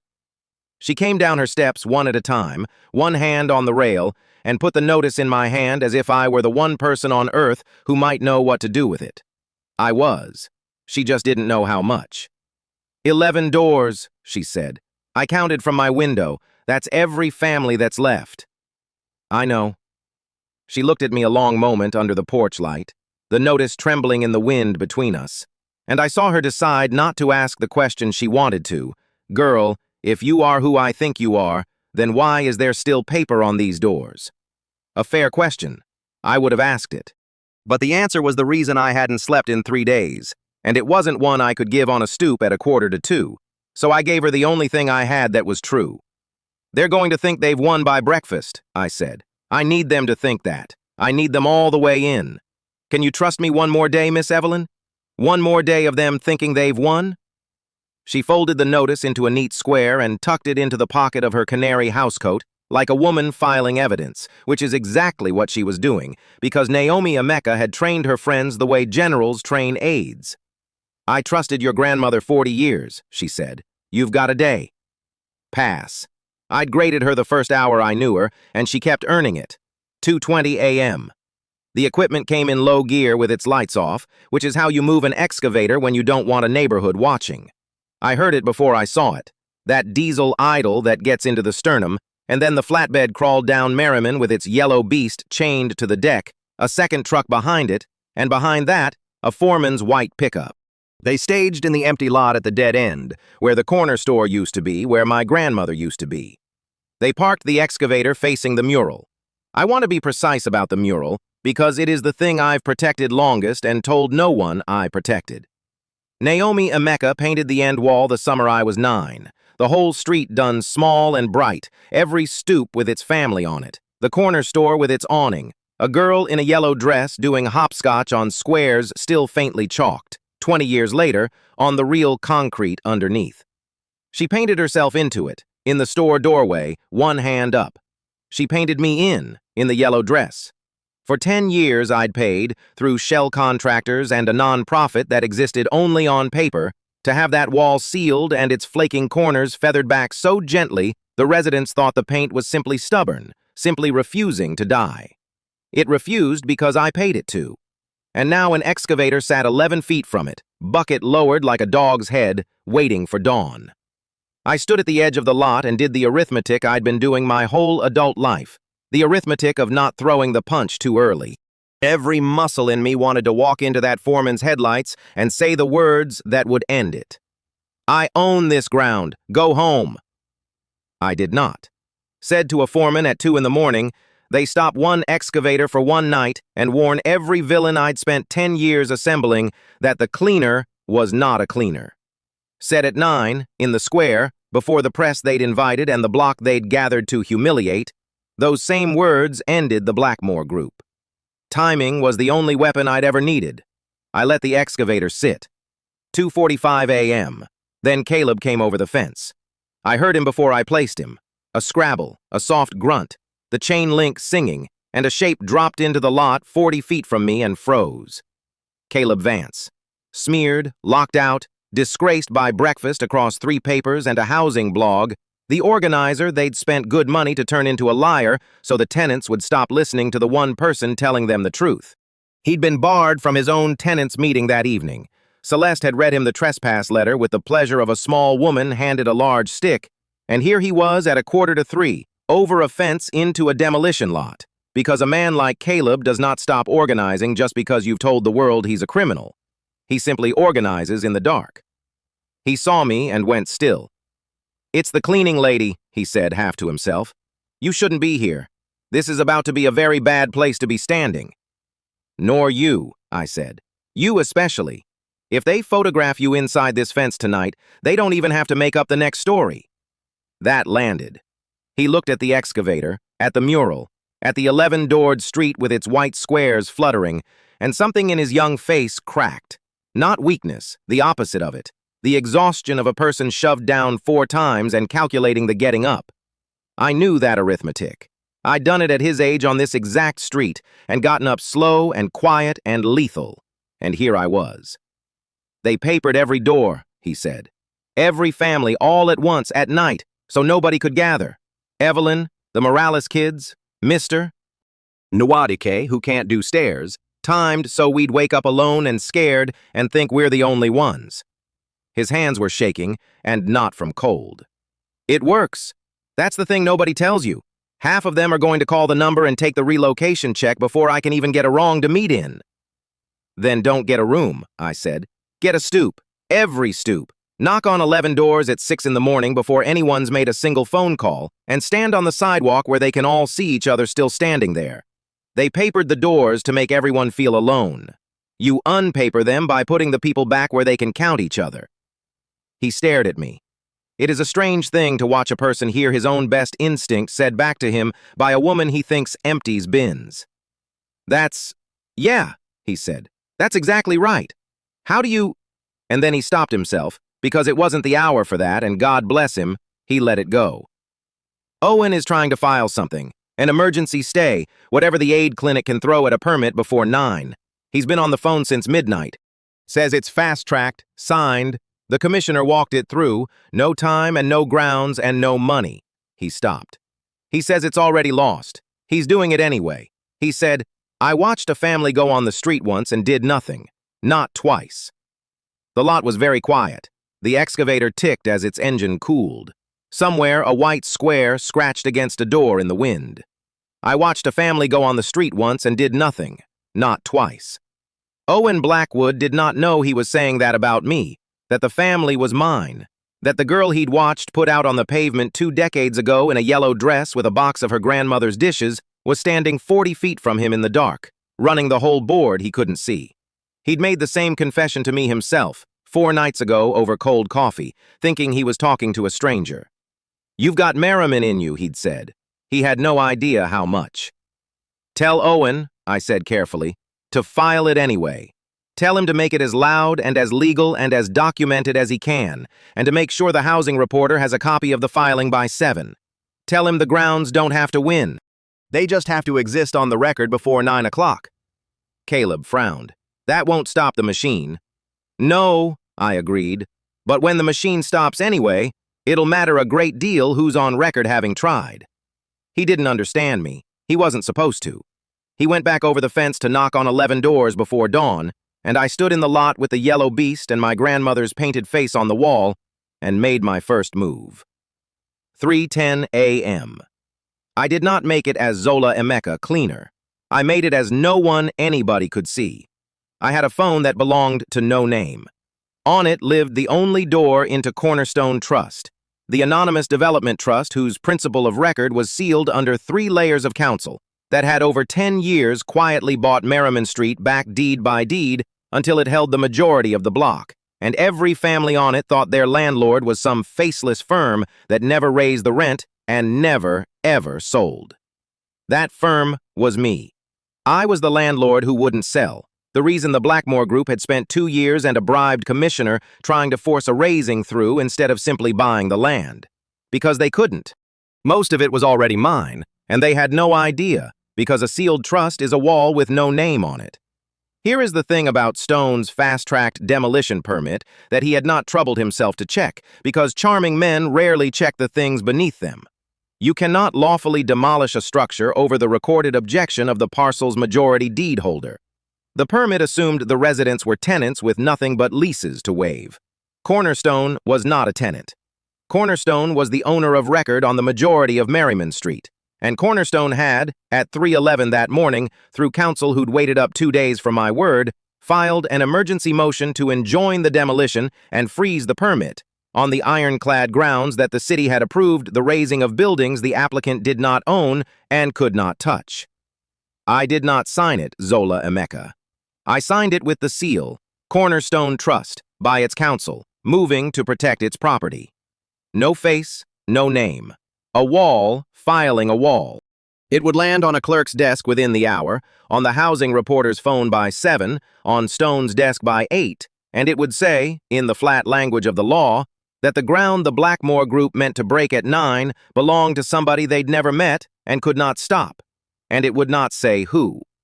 That was the art of it. I halted the machine from inside a wall and left them clawing at the wall to find whose hand had come through it. Let them wander all the way to the square. I put the nameless phone away. The excavator sat. The mural watched. My grandmother's painted hand stayed up in its doorway, halfway between a wave and a warning, the way it had been for 20 years. Pass, I thought, though there was no one to grade but myself, and I've always graded hardest there. 4:30 a.m. I want to lay out plainly what I held that morning, because a trap is only a trap when every jaw is set, and mine was. I held Victor Stone's kickback, not a rumor, the paper. A payment schedule I'd pulled from a shredder bin, reassembled on my kitchen table with tape and patience, cross-referenced against a rezoning vote he'd walked through personally, his signature on the wrong side of a line no commissioner may cross. I held the forged smear against Caleb. The original draft, the invented criminal record, the fabricated grant fraud claim, the whole ugly fiction Garrett Sterling built to break a good man before a vote, the version before it was cleaned up, with Sterling's own margin notes about which reporter would run it without checking, the email chain where he congratulated himself in writing. Weak links always destroy themselves in writing. He'd handed me the rope and asked me to tidy his office around it. I held the Blackmore raising plan entire, not the community renewal cover story they sold from the sample kitchen, but the real deck. Evict, demolish, flip, towers. The profit model that treated 400 families as a line item marked vacate. I held the thread that ran back 20 years, the paper tying Julian Blackmore's project to Edmund Blackmore's original demolition. The same parcel, the same playbook, the father who cleared my block, and the son who came back to finish it. A generational machine for turning homes into ground and ground into money. And I held the last thing, the thing that turned all the rest from a lawsuit into a reckoning, the proof of who I was. Naomi Emeka's original deed to number 9 Merriman Street, in her hand, in her name. The photographs of the block before they cleared it. My grandmother in the store doorway with her hand up exactly as she'd painted it. The mural, restored and waiting on the end wall. The tilted 9 beside the plum door. A whole life they'd stapled a white square over, kept in a folder nobody was allowed to open, because it had only ever been meant to open once. I had it all, every jaw set. And I made the decision I'd been circling for 3 days, the one that meant letting the notices stand, and the excavator sit, and the residents wake up afraid, because the cost of moving now was the reveal, and the reveal was worth more later. I would let the groundbreaking happen. I would let them gather the whole block in the square exactly the way they wanted. Let Brooke host in her good coat. Let Julian raise his golden shovel. Let the press stand where invited, and the residents be herded to the edges, and the mic be lifted to announce the anonymous investor who'd bought the street out from under them. I'd let every villain climb all the way onto the stage they'd built, into the light they'd hung, before the cameras they'd summoned. And then I'd set down my cart at the edge of the square, walk up the steps they hadn't watched me climb, take the microphone, and let 10 years land at once. You don't stop a man mid-lie. You wait until he said the whole thing on the record, before witnesses, with his name on it, and then you turn on the light. My grandmother taught me patience by making me wait for bread to rise. I'd waited 10 years for this loaf. 9 more hours was nothing. 5:50 a.m. I went in to clean the show home, because the cleaner had a shift, and the cleaner does not miss a shift the morning of a groundbreaking. They were already there. Brooke Winslow in cream, unwrinkled at 6 in a way that costs money and sleeps somewhere else. Celeste Miller orbiting her with a tablet.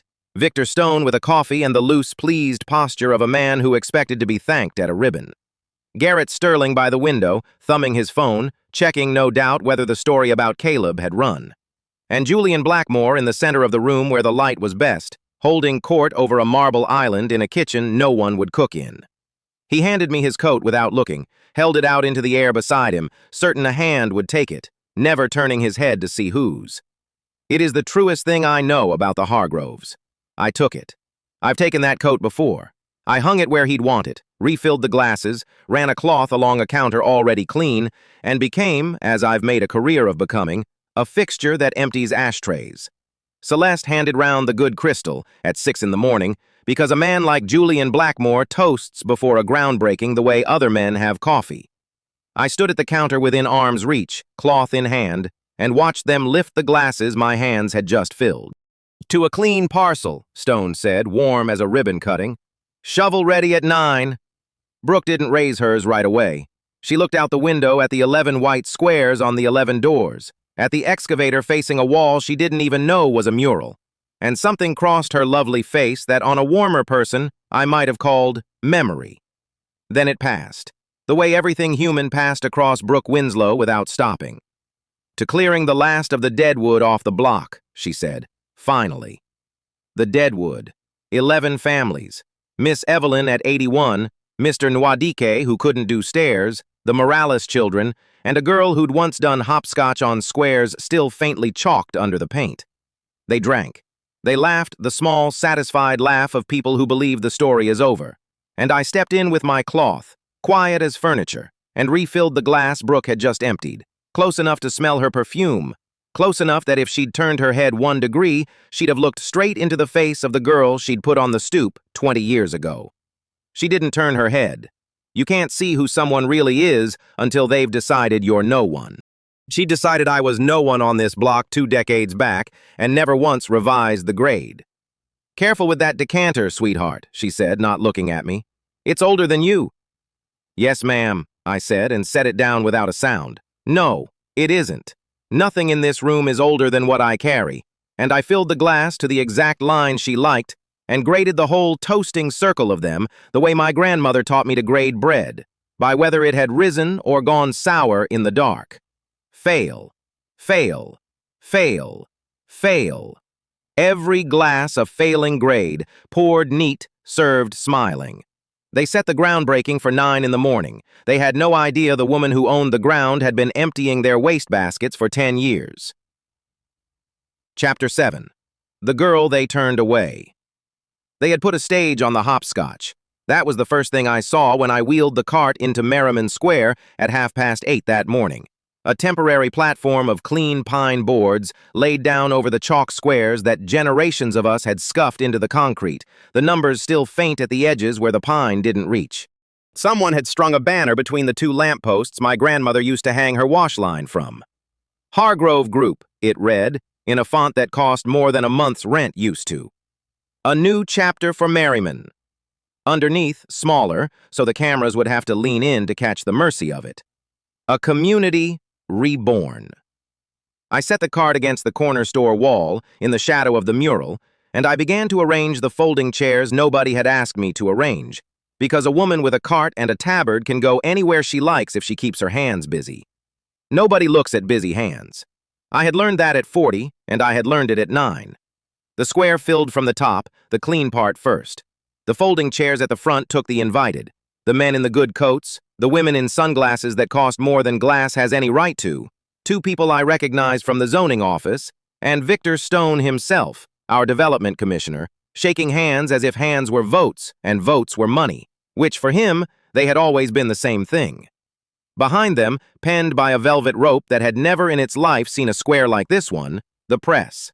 I counted the lenses. 11 cameras. A woman from the city paper with a housing beat and honest eyes, the same reporter they had tried to feed the lie to.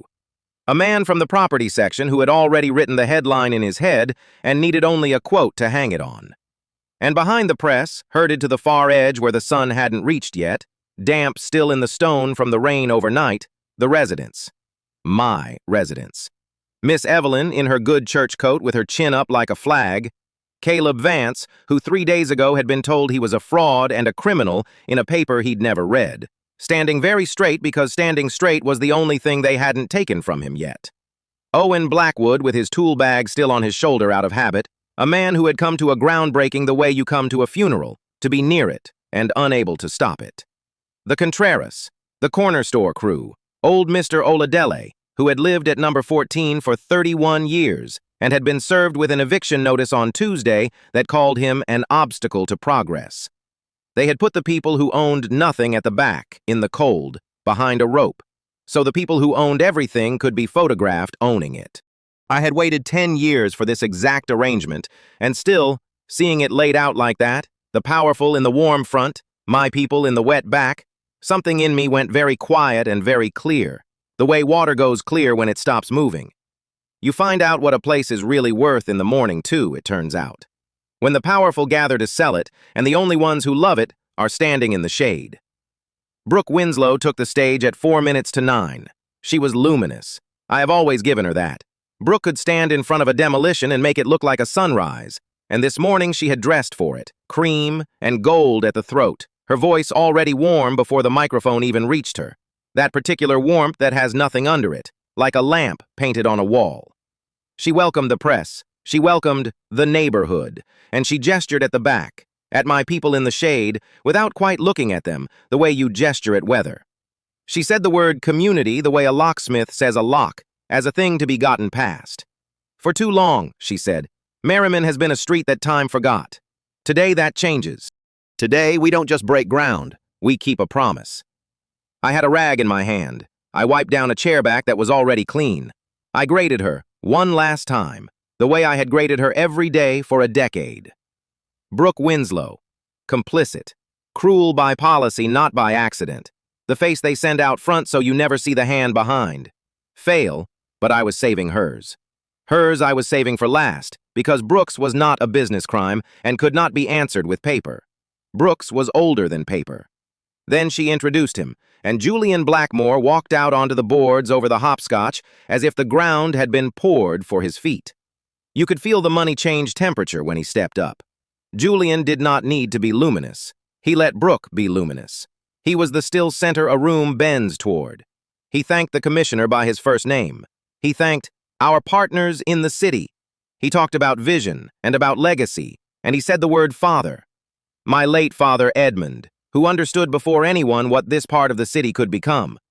And I felt that word go into me like a splinter goes in, clean, so you don't feel it till later. Edmund.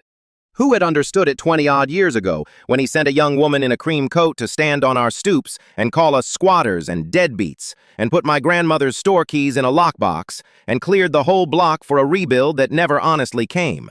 And my grandmother was dead inside the year with the store still on her hands like a wound. The same playbook. Clear the poor. Erase the community. Own the ground.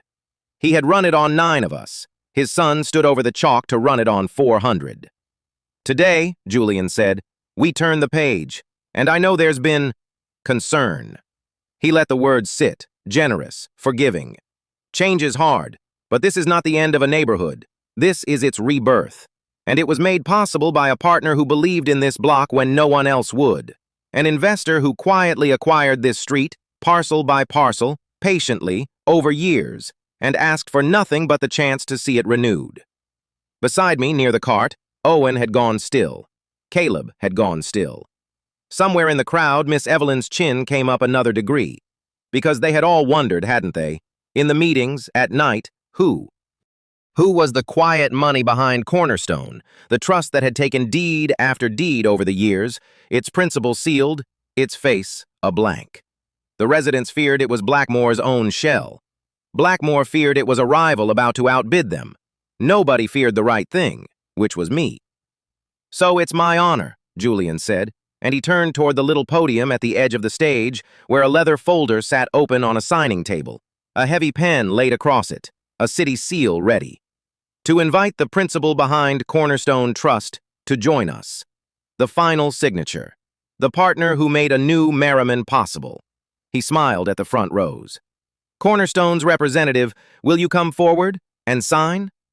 And the square held its breath, and the cameras swung to find the important man who would rise from the good chairs. I set down the rag. I have thought a great deal since about that particular second, the space between when I set the rag on the cart and when the first person understood. It was not long, but I lived a long time in it. I lived in it back to 9 years old on a wet stoop with a bag of my grandmother's photographs against my chest and a woman in a cream coat telling me to go on, off the porch. I lived in it through 10 years of mops and shredder bins and lockbox clicks and being handed a coat to hold by a man who never once saw my face. I lived a whole life in the length of one breath, and then I let the breath out and I stepped over the velvet rope. Not from the front, from the back. From the shade, from the wet stone, from where my people were. I did not hurry. Hurrying is for people who are afraid the moment will be taken from them. I walked up the center of that square in a cleaner's tabard, past the press pen, past the good coats turning in their chairs, and I saw Brooke's face do a small thing, a flicker, the beginning of a professional smile assembling itself to redirect the help back to the bins, and then not finishing because Caleb had begun to move behind me, and Miss Evelyn behind him, and Owen, and the Contreras, and Mr. Oladele, the whole wet back of the square coming up off the shade, like the tide finally deciding, so that by the time I reached the pine steps, I was not one woman in a tabard. I was the block, walking. I climbed the steps. Julian, gracious even in confusion, half extended a hand toward me, thinking, I will always believe, that I was staff, that some assistant had been sent up to fetch the real principal, or to fix the microphone. He had handed me his coat once without looking. He was, in a way, doing it again. I took the microphone off the stand. Cornerstone sent no representative, I said, and my voice went out across the square flat and even and clear, the way I'd practiced it in the dark of 100 empty sales floors. Cornerstone is the girl you turned away at the door. Silence. The particular silence of 11 cameras deciding at once that this was the shot. My name is Zola Emeka, I said. I grew up at number 9 Merriman Street. I let that land, and I watched it land on the two people it was built to hit. Brooke, whose gold throat moved as she swallowed, and Julian, whose smile was still on but no longer connected to anything behind it. I own this street now. And for 10 years, while I emptied your wastebaskets and wiped your open house counters and held your coats, I have been grading all of you. I turned to the front rows, to the good coats, to the press with their 11 red lights. Report cards, I said. I'll go door by door. I looked for the first one and found him easily because he had gone the color of the pine boards. Garrett Sterling, Blackmore's site manager, his fixer. He was near the front where the useful people sit. 3 days ago, Mr. Sterling manufactured a criminal record for that man. I pointed, and every camera followed my hand to the back, to Caleb Vance, who did not flinch, who let them look.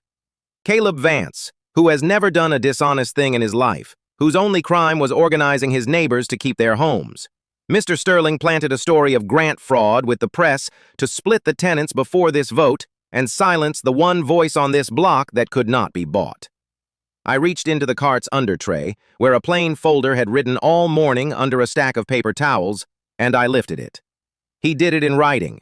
He did it in email. He kept the drafts. I kept them too. I looked at the honest reporter with the housing beat. You were offered this lie on Thursday. The truth was in a shredder bin by Friday. I have the originals, and so by now does the city attorney's office. Caleb Vance, pass. Garrett Sterling, fail. Sterling was on his feet. Somebody in a suit pulled him back down by the elbow. It didn't matter. The lights had found him, and lights don't let go. Victor Stone. I turned to our commissioner, still in his front row chair, his handshake smile finally fully gone. You fast-tracked this rezoning and this demolition permit past every review that exists to protect the people at the back of this square. You called them the holdouts. You called them the charity cases. You did it because a payment moved from a Blackmore account through 2 shells into a fund your brother-in-law manages, and I can name the dates because I clean the office where the paper gets shredded, and shredded paper is just paper that trusted the wrong bin. The property reporter was writing so fast his pen skipped. Victor Stone, fail. This is, Julian started, warm, reasonable, reaching for the mic. This is a disturbed individual. We should. I did not give him the mic. I gave him his report card. Julian Blackmore. The square went very quiet again, and I let it. You told these cameras this was a rebirth. It's a raising and a flip. Evict the block, demolish it, put up towers no one who lives here could ever afford, and sell the ground, the actual dirt, to the fund behind you at a number I have seen because your projections were on the sample kitchen island for 3 days and the help was trusted to tidy them. I looked at him, at the still center of him coming apart very slowly, like a building does. And you learned this trade at your father's knee. Edmund Blackmore ran this exact play on this exact street 22 years ago.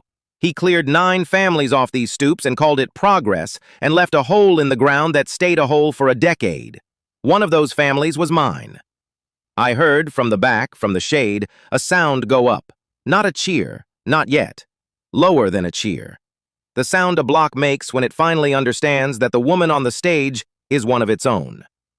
You ran your father's playbook again, I said. You just didn't check who had bought the board. I set the folder down on the signing table, on top of the leather one with his beautiful pen. And I opened the last thing I had carried for 10 years and never let anyone open. Cornerstone Trust holds the majority of the deeds to this block, I said. Number 7, number 11, 14 through 22, the corner, the lot you built this stage on. I bought them back one at a time, in the dark for a decade, while you thought I was furniture. I lifted the first page for the cameras, the plat, the parcel numbers, the notarized seals. You cannot raise what you do not own, and you own almost none of it. Then I lifted the second thing, older, softer, foxed brown at the folds, and I held it up higher, because this one wasn't for the cameras. This one was for the shade. This is the original deed to number 9 Merriman Street, I said, and my voice did the only thing it did all morning that wasn't steal.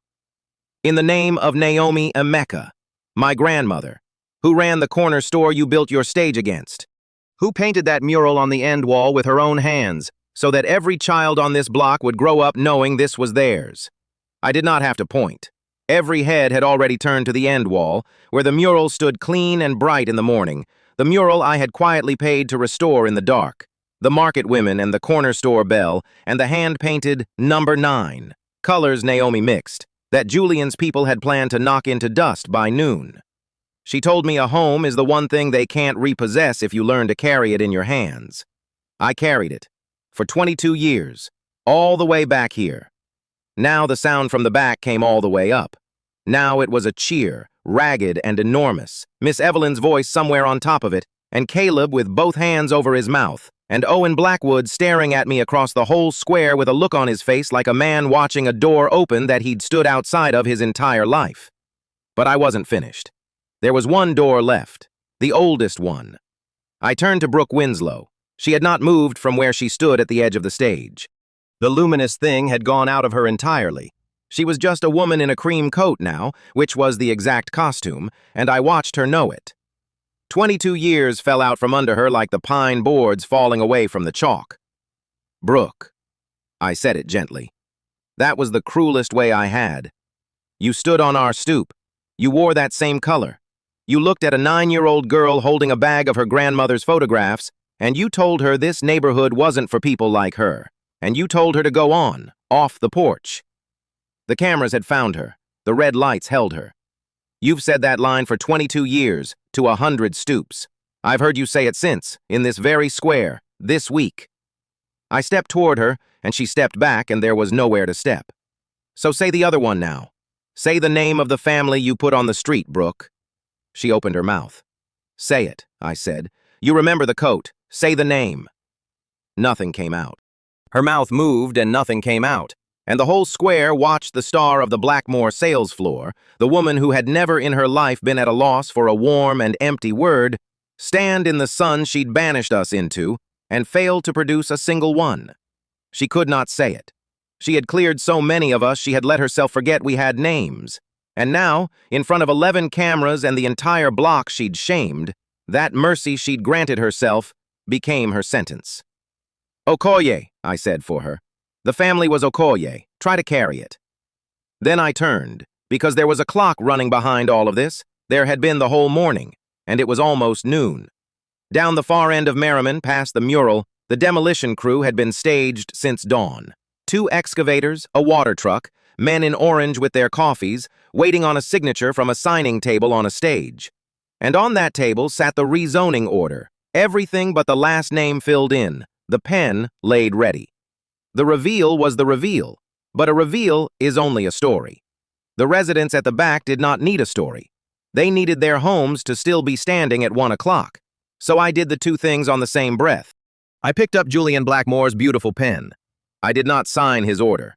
I drew one line through it, corner to corner, and the honest reporter got the photograph that ran everywhere by evening, a woman in a cleaner's tabard voiding a demolition with a developer's own pen. This permit rests on deeds Cornerstone holds, I said, and Cornerstone withdraws its consent as of this second. There is nothing here to demolish. There is no ground here to flip. I found the crew chief's eyes down the block, and I raised my voice so it carried the whole length of the street I owned. Stand your equipment down. Nobody breaks ground on Merriman today, or any day. That's not a request. That's the owner. He looked at Julian. Julian was not looking at anyone. The excavator arms came down slow and settled, and a second cheer went up that was different from the first, lower, wetter, the sound of 400 people who had come to a funeral discovering it was going to be a birthday instead. And I'm not keeping it either, I said back into the microphone, to the block, only to the block now. I didn't buy Merriman to own you. I bought it back so no one ever could again. Effective now, every deed Cornerstone holds goes into a community land trust, yours, held in common, held forever, that no developer and no father and no son can ever buy or clear or shame you off of. The block stays with the people who live in it. Effective now. I don't have good words for the sound the square made then. Miss Evelyn was crying and laughing at once and pointing at me, telling everyone near her, "That's little Zola. That's Naomi's girl. I told you. I knew her when she was small." Caleb had come all the way to the foot of the stage. Owen had a hand pressed flat against the mural wall as if he needed it to hold him up. The press was a storm of light, and Julian Blackmore was walking, not running, away across his own stage and down the pine steps and out through the front rows that no longer parted for him, past Stone, who wouldn't meet his eye, and Sterling, who was already talking to a man with a badge, out of the square, out of the story. A small man in a good coat leaving the last ground his family would ever try to take. I stood over the hopscotch they had built their stage on. Under the pine, I knew, the faded chalk numbers were still there. They had always still been there. That was the whole secret. You cover a thing over, you don't erase it. It waits in the concrete for someone who remembers the game. I had spent 10 years learning their faces. Now, for the first time, the whole square learned mine. Chapter 8. What You Carry Home. The morning after the square, it rained on Merriman Street the way it used to when I was a girl, soft and steady, the smell of wet stone rising off the stoops like something the block exhaled. I stood under the awning of the corner store that used to be my grandmother's and watched the water find the old gutter, and for the first time in 20 years, I did not calculate anything. I only listened. There is a sound a neighborhood makes when it stops holding its breath, and I had spent 10 years without hearing it. Now it was everywhere. In the drip off the fire escapes, in the corner store bell Miss Evelyn propped open so the sound could carry, in the scrape of somebody's broom 2 doors down. The demolition equipment was gone. The flatbeds had backed carefully out before dawn, and the men who drove them would not meet the eyes of the residents on the steps. They were not the enemy. They had a job that had, overnight, ceased to exist. One of them stopped at the mouth of the street, got out and moved a sawhorse off the sidewalk so a woman with a stroller could pass. Then they were gone, and the ground they had come to break stayed unbroken, and it belonged, now and in law, to the people standing on it. I had spent a decade making sure this ending would be exact, not cruel, exact. There is a difference, and it took me most of my life to learn it. Cruelty is what they did to us, the flourish of it, the shaming for sport, the eviction staged like theater so the block would learn its place. What I did was quieter. I let each of them meet the precise weight of what they had built, and not 1 ounce more. Garrett Sterling went first, because he had done the thing the law is least willing to forgive. He had written it down. For weeks he had believed the woman refilling the coffee urn at the sales office was furniture, and men say anything in front of furniture. He had distracted the smear against Caleb Vance in his own hand, the fabricated grant fraud story, the invented record, the timeline of when to leak it and to which reporter, and then, thinking himself clever, emailed it to himself as a backup. I had the originals. I had the discarded first drafts out of the shredder bin, taped back together on my kitchen table at 2 in the morning while the block slept. I had the version he sent the housing reporter and the reporter's own notes wondering why the documents felt wrong. When the district attorney's office opened the file, there was nothing to investigate, only to confirm. Fabrication of records, criminal defamation, conspiracy to defraud a tenants association. Garrett Sterling, who had spent his career making other people look guilty, discovered how little it takes to make a guilty man look exactly like what he is. He kept saying he had only done what he was told. Everyone at Blackmore had only done what they were told. That was the whole architecture of the thing, a building made entirely of men who were only holding the coat. Fail. Door closed. Victor Stone took longer, the way rot always takes longer to reach the surface than the surface admits. The city commissioner had signed the fast-track rezoning with a fountain pen at a ribbon cutting, smiling for the cameras, calling Merriman Street a proud community ready for its next chapter. The next chapter was a wire transfer through 3 shell entities into an account his brother-in-law controlled, timed to the week the demolition permit cleared. I did not have to prove the kickback. Cornerstone's forensic accountants had traced it months before, and once the block was safe, I handed the whole reconciled trail to the State Ethics Board and the prosecutor and stepped back. Stone resigned within the day, thinking the gesture of falling would spare him the fall. It did not. He was charged with bribery and honest services fraud, and the projects he had greased across the city began to open like old wounds, each with its own quiet transfer, its own family it had cleared off its own street. I felt no joy in it. I felt the flat satisfaction of a ledger balancing, a number that had been wrong for a long time, finally sitting where it belonged. Fail. Door closed.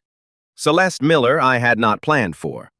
She was the sales office manager who called me the cleaning situation, and the help, who once made me redo a floor because a buyer in a good coat had frowned at a streak I could not see. She was status made flesh, and I had assumed status would make her the last to break. I was wrong. She came to me 3 days after the square, to the store, in the rain, without an umbrella, which is how I knew she had not planned to come and had simply started walking. She stood in the doorway a long time. Then she put a flash drive on the counter between us. "It's everything," Celeste said. "The showing schedules Brooke kept off the books, the list of which residents to pressure first and how, the instructions." Her voice did not shake, which was somehow worse than if it had. I typed most of it. She dictated, I typed. I told myself I was just typing. She looked at the store, at the mural half restored on the end wall, at me in my grandmother's doorway. "You were right there," she said, "the whole time. And I never—" She stopped. "I looked right at you and I never saw a person. I had rehearsed a dozen cutting things over the years in the dark. Instead, I picked up the flash drive and said, 'Thank you, this matters.' Because it did, and because the sentence I had built for Celeste Miller was already complete.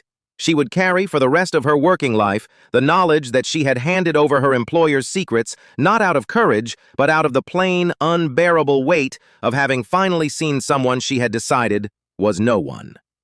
She lost her position that week. She was not charged. She had turned first, and I made sure the prosecutor knew it, because the whole point of grading is that it has to be fair even to the ones who were not. That is the small mercy I keep for the people who flinch. She flinched. It counts. Not a pass, but not a closed door either. Incomplete. Come back and finish the work. Then there was the man who had come to break the ground. Julian Blackmore did not go to prison, and I never expected him to. Prison is for the men who leave fingerprints, and Julian had spent his life making sure the fingerprints belonged to a Garrett, a Warren, a Celeste. His crime was structural, the shape of the deal itself. And the shape of the deal was where I had built the whole trap, because a shape is the one thing a man like Julian cannot deny in writing. The Blackmore Group's entire play on Merriman Street rested on a single assumption, that they were buying land nobody else could assemble. They had leveraged the fund against it, promised their investors the towers, borrowed against a block they did not fully own, because Cornerstone Trust, deed by deed, over 10 years, held the majority of it. And the principal of Cornerstone was a woman who had held Julian Blackmore's coat at a showing without his ever once looking at her face. When I revealed myself in the square, I did not just save the block. I collapsed the foundation the whole deal stood on. There was no land to assemble. There never had been. The towers could not be built because the ground beneath them belonged to the people they had planned to evict. I met Julian once more, in a lawyer's office where the papers dissolving his claim were signed. He had aged a decade in a month.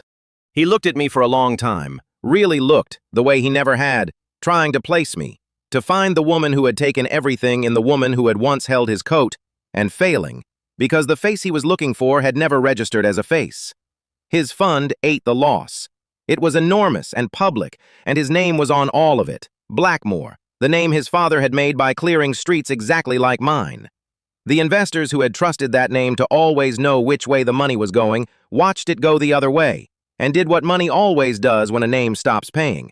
They left. Quietly, then all at once.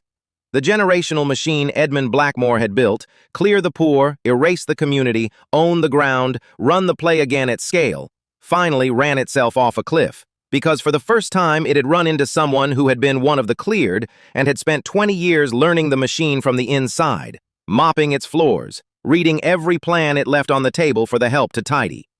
"You could have just bought me out," he said, quietly. "Why the theater?" And I thought of my grandmother put on the street in front of the whole block, of Brooke Winslow's voice carrying across the square telling us to get off the porch, of the way they had made a performance of our shame because a private humiliation was not enough for them. "Because your father did it in front of everyone," I said, "so I did too." I signed my name, Zola Emeka. He watched me do it, and that was the last time I saw him. His father had put my family on the street and called it progress. His son planned to do it to 400 more. Neither got away with it. The circle that started on my grandmother's stoop closed in that office, quiet as a lockbox clicking shut. Fail. The whole house dark. And Brooke Winslow. Brooke was the hard one, because she had committed the crime the law cares about least and I care about most. She had not forged a document or moved a bribe. She had only been cruel, brilliantly, professionally, decade after decade cruel. And cruelty, when it is careful, leaves no paper. You cannot charge a woman for a sentence. "This neighborhood isn't for people like you" is not a felony. It is only the truest thing a person can say about who they are. So I did not try to jail Brooke Winslow. I did something she would find far worse, and it took no evidence at all, only the truth arriving where she could not stop it. The Star Image was the first to go. Brooke had built a career on being the face people trusted to tell them where they belonged, and the day the Square learned that face had spent 20 years fronting the eviction of the very families it shamed, the trust evaporated the way a floodlight goes dark when someone finds the switch. The clients left. The brokerage that had put her on its billboards took them down within the week. The industry that had celebrated her instinct for reading a room discovered she had only ever been reading who in the room she was allowed to despise. She was not arrested. She was simply, completely finished, and left with the one sentence I had designed for her, the only one that would land. She had to watch the block come back to life under the people she had cleared. Because I made Merriman Street impossible to look away from. Every stoop she had shamed a family off of, repainted. Every window she had called blight, filled with light again. And I made sure, through no cruelty, only the plain public record of a dedication, that she would know whose block it had become.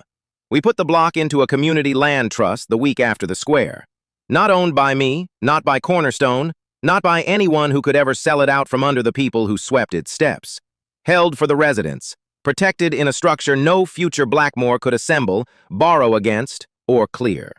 The homes stayed with the people who lived in them, effective now and effective forever, which is the only kind of forever a deed can promise and the only kind worth writing down. And I made Caleb Vance head of the trust. The young organizer they had tried to erase with a fabricated record, the boy who reminded me so exactly of myself at that age that watching them come for him had felt like watching them come for the girl on the stoop all over again. I put the future of the block in his hands. Not as a gift, as a job. The hardest job there is, which is to hold a home for people who have learned not to trust that anyone will. He argued with me about it, which is how I knew I had chosen right. He said he was too young, that people would say he had not earned it. I told him that earning it was the entire point, that I had built the trust precisely so it could never be handed to whoever had the good coat, and that if he did the work, no one would remember how young he had been, only that the block had stayed. Why me? he asked. Because you defended the cleaning lady, I said, when you thought she was no one. You passed the test before you knew you were taking it. That is the chain. Somebody builds a home, somebody clears it, and then, if the block is lucky, somebody who was cleared learns to build it again and hands the building to the next one before it can be cleared a second time. My grandmother built it. Edmund Blackmore cleared it. I built it back. Now Caleb would hold it, and someday he would find the next one, the kid on the stoop with too much fire and too little protection, and he would know to look, because he had once been that kid, and someone had looked for him. Pass it on. That is the only revenge that lasts. Everything else is just balancing a number. We dedicated the corner store and the community rooms above it on a Saturday in the fall, when the light comes down Merriman Street sideways and gilds the whole block gold. The whole neighborhood came, the ones who had stayed and the ones who had been scattered and found their way back when they heard the block was theirs again. I had a sign made, hand-painted, because my grandmother had painted every sign in that store herself, and I would not let a machine make this one. We hung it over the door. The Yara Okoye Community House. I want to tell you what it is to see your grandmother's name in the world again. They had erased her, a working woman who held a corner and a block and a family together with her own two hands, who died within a year of losing it, whose name had gone out of the neighborhood the way a light goes out of a window nobody rents. She had told me, when I was small, that a home is the one thing they can't repossess if you learn to carry it in your hands. I had carried it for 20 years without setting it down once, and now I set it down here, on this doorway, in gold paint, where it would outlast every one of us. Miss Evelyn cut the ribbon. There was no question that she would. She was the block's oldest voice, the last to leave number 11, the one who had recognized me across a lifetime and a changed face by the way I painted a door frame. She stood at the door in her good coat, the real kind of good, the kind you keep 40 years, and she said, I knew this child when she was so high and painting this same wall with her grandmother, and I said then, that one's got Merriman in her. Turned out Merriman had her the whole time. Then she cut the ribbon, and the block roared the way it had roared in the square, and I understood that a matriarch is not the oldest woman in a place. She is the one who remembers everyone's name and says them, so no one gets erased. I restored the mural myself. The end wall, where my grandmother had painted the whole block in colors the city had told her were too loud, the stoops, and the corner store, and the faces of the people who lived there, all of us, in paint that had survived every year and every threat because Cornerstone had quietly protected that one wall through every dispute. I brought it back. I matched her colors, and below it, on the front of number 9, where the enamel had cracked and faded, I repainted the number by hand. 9. The way she taught me. Top of the stroke first, working down. Owen Blackwood watched me do it. He had grown up on this block. He had told me once, before he knew who I was, that he carried a guilt about a family he had watched get put on the street years ago, when he was too young and too broke to stop it, and that I reminded him of someone. He had said it to my face, not knowing he was saying it to that family's girl, and I had not been able to answer him then. He came and stood beside me while the paint was still wet on the 9. He looked at the number, at the mural, at me, and I watched it arrive in him all at once, the way a whole street arrives when you finally turn onto it after years of only remembering the way. Little Zola, he said very quietly, like a word he had been holding a long time and was afraid to spend. From number 9. I said nothing. I had learned that the most important things do not need to be met with words. They need to be met with your face turned toward them, unguarded, which is the hardest thing of all for a woman who has spent a lifetime being unreadable. I looked for your family, he said, after. For years. I asked everybody. Nobody knew where you'd gone. His voice caught just slightly on the edge of the thing he had carried as long as I had carried mine. I never forgot number 9. I couldn't. I used to walk past the empty lot and... He stopped. He looked at the fresh paint. And here you are. You bought the whole street. I bought it back, I said. For us. He did not sweep me into anything. That was how I knew it was real. He just nodded, slowly, and looked at the block coming back to life around us, and then he picked up the second brush I had left leaning against the wall, because I had left it there, if I am honest, on the chance, and started on the door frame beside me, top rail first, working down toward the floor. He knew how. Of course he did. He had grown up here too. We painted the doorway of number 9 together in the gold light, not saying much, which is the only way I have ever known how to say the most. I kept a key to number 9. I did not have to. I owned it, and everything around it. In every way a thing can be owned. But there is a difference between owning a place and belonging to it. And the key is on the belonging side of that line. It is an old brass key, and it does not open the modern lock we had to install. And I keep it anyway, on a ring by itself, because it is the key my grandmother pressed into my hand the last morning we were still allowed to call the place ours. And every morning now, before the block wakes, I go and I sweep the stoop myself. Not the trust's staff, not anyone I pay. Me, with a broom, in the blue hour before the light, the way my grandmother did every dawn of her life, because she said you sweep your own step so the block knows someone is home and awake and watching over it. I sweep it clean, exactly clean, the way I once wiped a counter clean while a star realtor looked through me and told me to get off the porch. The same motion. The whole meaning turned inside out. You find out what a place is really worth at night when the sales office is dark and the only ones left are the people who call it home. I said that to myself for 10 years like a prayer, in the empty showrooms, refilling their glasses while they toasted to clearing the last of us off the block.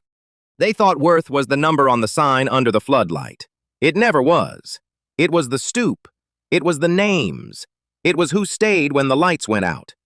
Brooke Winslow said one thing to me once across a crowded step, meaning it as the cruelest thing she knew.